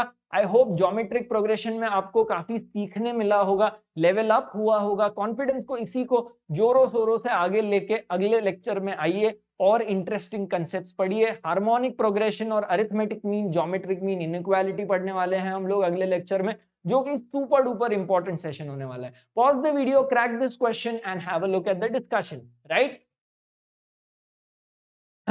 Yes, the sum of 4 terms of a geometric progression is 65/12, and sum of their respective reciprocals is 65/18, right? If the product of the first 3 terms of the GP is 1 and the third term is alpha, then find 2 alpha. Simple तरीके से start करना है. 4 terms दिए हुए हैं, सम दिया हुआ है, प्रोडक्ट नहीं तो ट्रिक नहीं लगेगा यहाँ पे. तो AR स्क्वायर, AR³, है ना. Sum of these 4 terms is 65/12, nothing difficult at all. Yes, ये पहला इक्वेशन है. दूसरा इक्वेशन है sum of their respective reciprocals. तो 1/a plus 1 upon a r plus 1 upon a are square plus 1 upon a are cube. This is 65 upon 18। Yes, ये इसीलिए करा गया है ताकि आप डरो। The whole purpose of setting up a competitive examination is कि स्टूडेंट के दिमाग में डर बिठाना। एक कोई भी कॉम्पिटिटिव एग्जाम को इस तरीके से स्ट्रक्चर किया जाता है, इस तरीके से बनाया जाता है ताकि रैंक्स जो है दूर दूर आ पाए। क्यों? नहीं तो सब बच्चे सारे मार्क्स लेके आएंगे, क्योंकि पेपर एक्चुअली इजी है बच्चों, पेपर एक्चुअली इजी है। बस क्वेश्चन उस तरीके से ढाले गए हैं ताकि आपको डर लगे, आप उससे भागो, आप अपने टाइम जो है वेस्ट करो। और यही चीजों को डर भगाने के लिए, कॉन्फिडेंस डेवलप करने के लिए पैकेज है आपके सामने, जहां पे कंसेप्ट से लेके प्रॉब्लम सॉल्विंग एबिलिटीज तक हर चीज पे प्रॉपरली ध्यान दिया जाता है। राइट? तो यार यहाँ पे आप देखो, आपने बिल्कुल जैसा डेटा दिया है वैसा का वैसा लिखा हुआ है। अब इस स्टेज पे डर लगना काफी संभव सी बात है, क्योंकि यार देखो, अगर आप देखो इक्वेशंस इजी नहीं लग रहे, काफी कॉम्प्लिकेटेड लग रहे हैं, बट अगर आप डर को साइड में रख दो, डर को भगाओ और कोशिश करो कि यार मैं इसमें क्या कर सकता हूं, तो आप देखोगे बहुत प्यारे तरीके से जो है यहाँ पे आप एक एलसीएम ले सकते हो, 1 अपॉन ए कॉमन ले सकते हो, 1 अपॉन ए कॉमन ले सकते हो। तो यहाँ पे बचा 1 plus 1 upon r plus 1 upon r square plus 1 upon r cube. जहां पे अगर आप एलसीएम लोगे तो आपको मिलेगा r cube plus are square plus r plus 1। ठीक है, ये आपकी इक्वेशन बन गई। 65 अपॉन 18 इज दिस। और सिमिलरली यहाँ पे आप जो है ए कॉमन लोगे तो आपको मिलेगा 1 plus are square plus r cube. तो अगर आप ध्यान दोगे तो ये जो ब्रैकेट में चीज है और ये जो ब्रैकेट में चीज है वो एब्सोल्युटली सेम है। अगर आपको डिवाइड करना है तो आप जो है प्रॉब्लम आधा सॉल्व कर चुके हो। डिवाइड दीज टू इक्वेशंस, आपको दिखाई देगा कि यार यहाँ पे ये जो 1 plus are square plus r cube है और ये जो 1 plus are square plus r cube है, वो दोनों बहुत आसानी से कैंसिल आउट हो रहे हैं। 65 ब्लफ करने के लिए दिया हुआ था, कैंसिल आउट हो रहा है बहुत आसानी से। राइट? अब ये 18 ऊपर जाएगा, 18 अपॉन 12 जो है वो आपको 3 अपॉन 2 देगा। 18 अपॉन 12, ये ए ऊपर जाएगा, ये आपको ए स्क्वायर देगा, और ये आर क्यूब ऊपर जाएगा, ये आपको आर क्यूब देगा। ये आपका इक्वेशन बन गया। देखिए एक्चुअली बहुत इजी इक्वेशन है ये, बहुत ज्यादा डिफिकल्ट नहीं है। अब दूसरे डेटा पे आते हैं, जो यहाँ दूसरा डेटा दिया गया है। If the product of the first three terms of the GP is 1, है ना? इसका क्या मतलब है? इसका मतलब है पहला टर्म है ए, दूसरा टर्म है ए आर और तीसरा टर्म है ए आर स्क्वायर, है ना? इसका product is 1 which is equal to a cube r cube, and this is 1। अगर ए क्यूब आर क्यूब 1 है तो ए आर भी 1 है ना? ए इंटू आर भी 1 है। अब ये इक्वेशन ले लो और ये इक्वेशन ले लो, यहां से आपको क्लियरली एक ही वैल्यू आ जाएगी। ये इक्वेशन ले लो और ये इक्वेशन ले लो, यहां से आपको एक ही वैल्यू आ जाएगी। ध्यान से देखो, यस आप सब वो कर सकते हो, this is equation 1, equation 2, equation 3, equation 4, पर ये बोर्ड नहीं है यार, आपको हर एक मेथड दिखाने की जरूरत नहीं है, आपको बस सॉल्व करना है और एबीसीडी पे आना है ना? तो इसको इससे डिवाइड कर लो, दिस डिवाइडेड बाय दिस। आओ अगले पेज पे करते हैं, यहाँ पे सोल्यूशन लिखा ही हुआ है। तो a cube r cube divided by a square r cube, है ना? A cube r cube divided by a square r cube. A cube r cube की वैल्यू क्या है? 1 है, और ए स्क्वायर आर क्यूब की वैल्यू 3/2 है। तो this is 1 upon 3/2 which is 2/3, है ना? और यहाँ पे हम देख सकते हैं r cube cancel, a is equal to 2/3। तो ए की वैल्यू आ गई बेटा, और अगर ए की वैल्यू आ गई तो आर की वैल्यू तो बहुत इजीली आ जाएगी। यहाँ से ए आर इज 1, तो आर इज 1 अपॉन ए, तो क्लियरली आर की वैल्यू 3/2 हो गई। तो यार हमारे पास अगर आर की वैल्यू है और ए की वैल्यू है तो क्लियरली बहुत आसानी से हम थर्ड टर्म निकाल सकते हैं, है ना? थर्ड टर्म क्या होगा? T3 is a are square and a are square is going to be 2/3, वही किया हुआ है यहाँ पे देखो, 2/3 into 3/2 the whole square. Solve करके 3/2 आएगा थर्ड टर्म, जिसकी वैल्यू अल्फा दी गई है और हमें 2 अल्फा पूछा है, तो 2 टाइम्स 3/2 इज 3। और क्योंकि ये न्यूमेरिकल टाइप सवाल है, इंटीजर टाइप सवाल है, इसका आंसर इंटीजर आना है, जो इंटीजर आया भी हुआ है। राइट? तो वही इसका आंसर है, न्यूमेरिकल टाइप सवाल 2021 के पेपर में आई थिंक एब्सोल्युटली डुएबल। दोनों जो जेई के क्वेश्चंस हमने देखे पॉकेट क्वेश्चंस थे।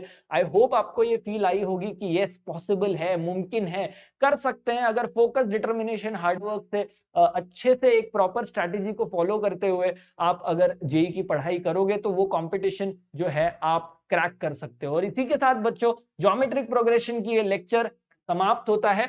मिलते हैं अगले सेशन में जहां पे हम लोग पढ़ेंगे harmonic progression and the very very important arithmetic mean, geometric mean, harmonic mean inequality, जिसको हम जनरली एएमजीएम इनइक्वालिटी बोलते हैं क्योंकि एएमजीएम वाला कंपोनेंट बहुत ज्यादा जरूरी है। तो मिलते हैं अगले लेक्चर में। Tata, bye bye, take care, love you all, bye.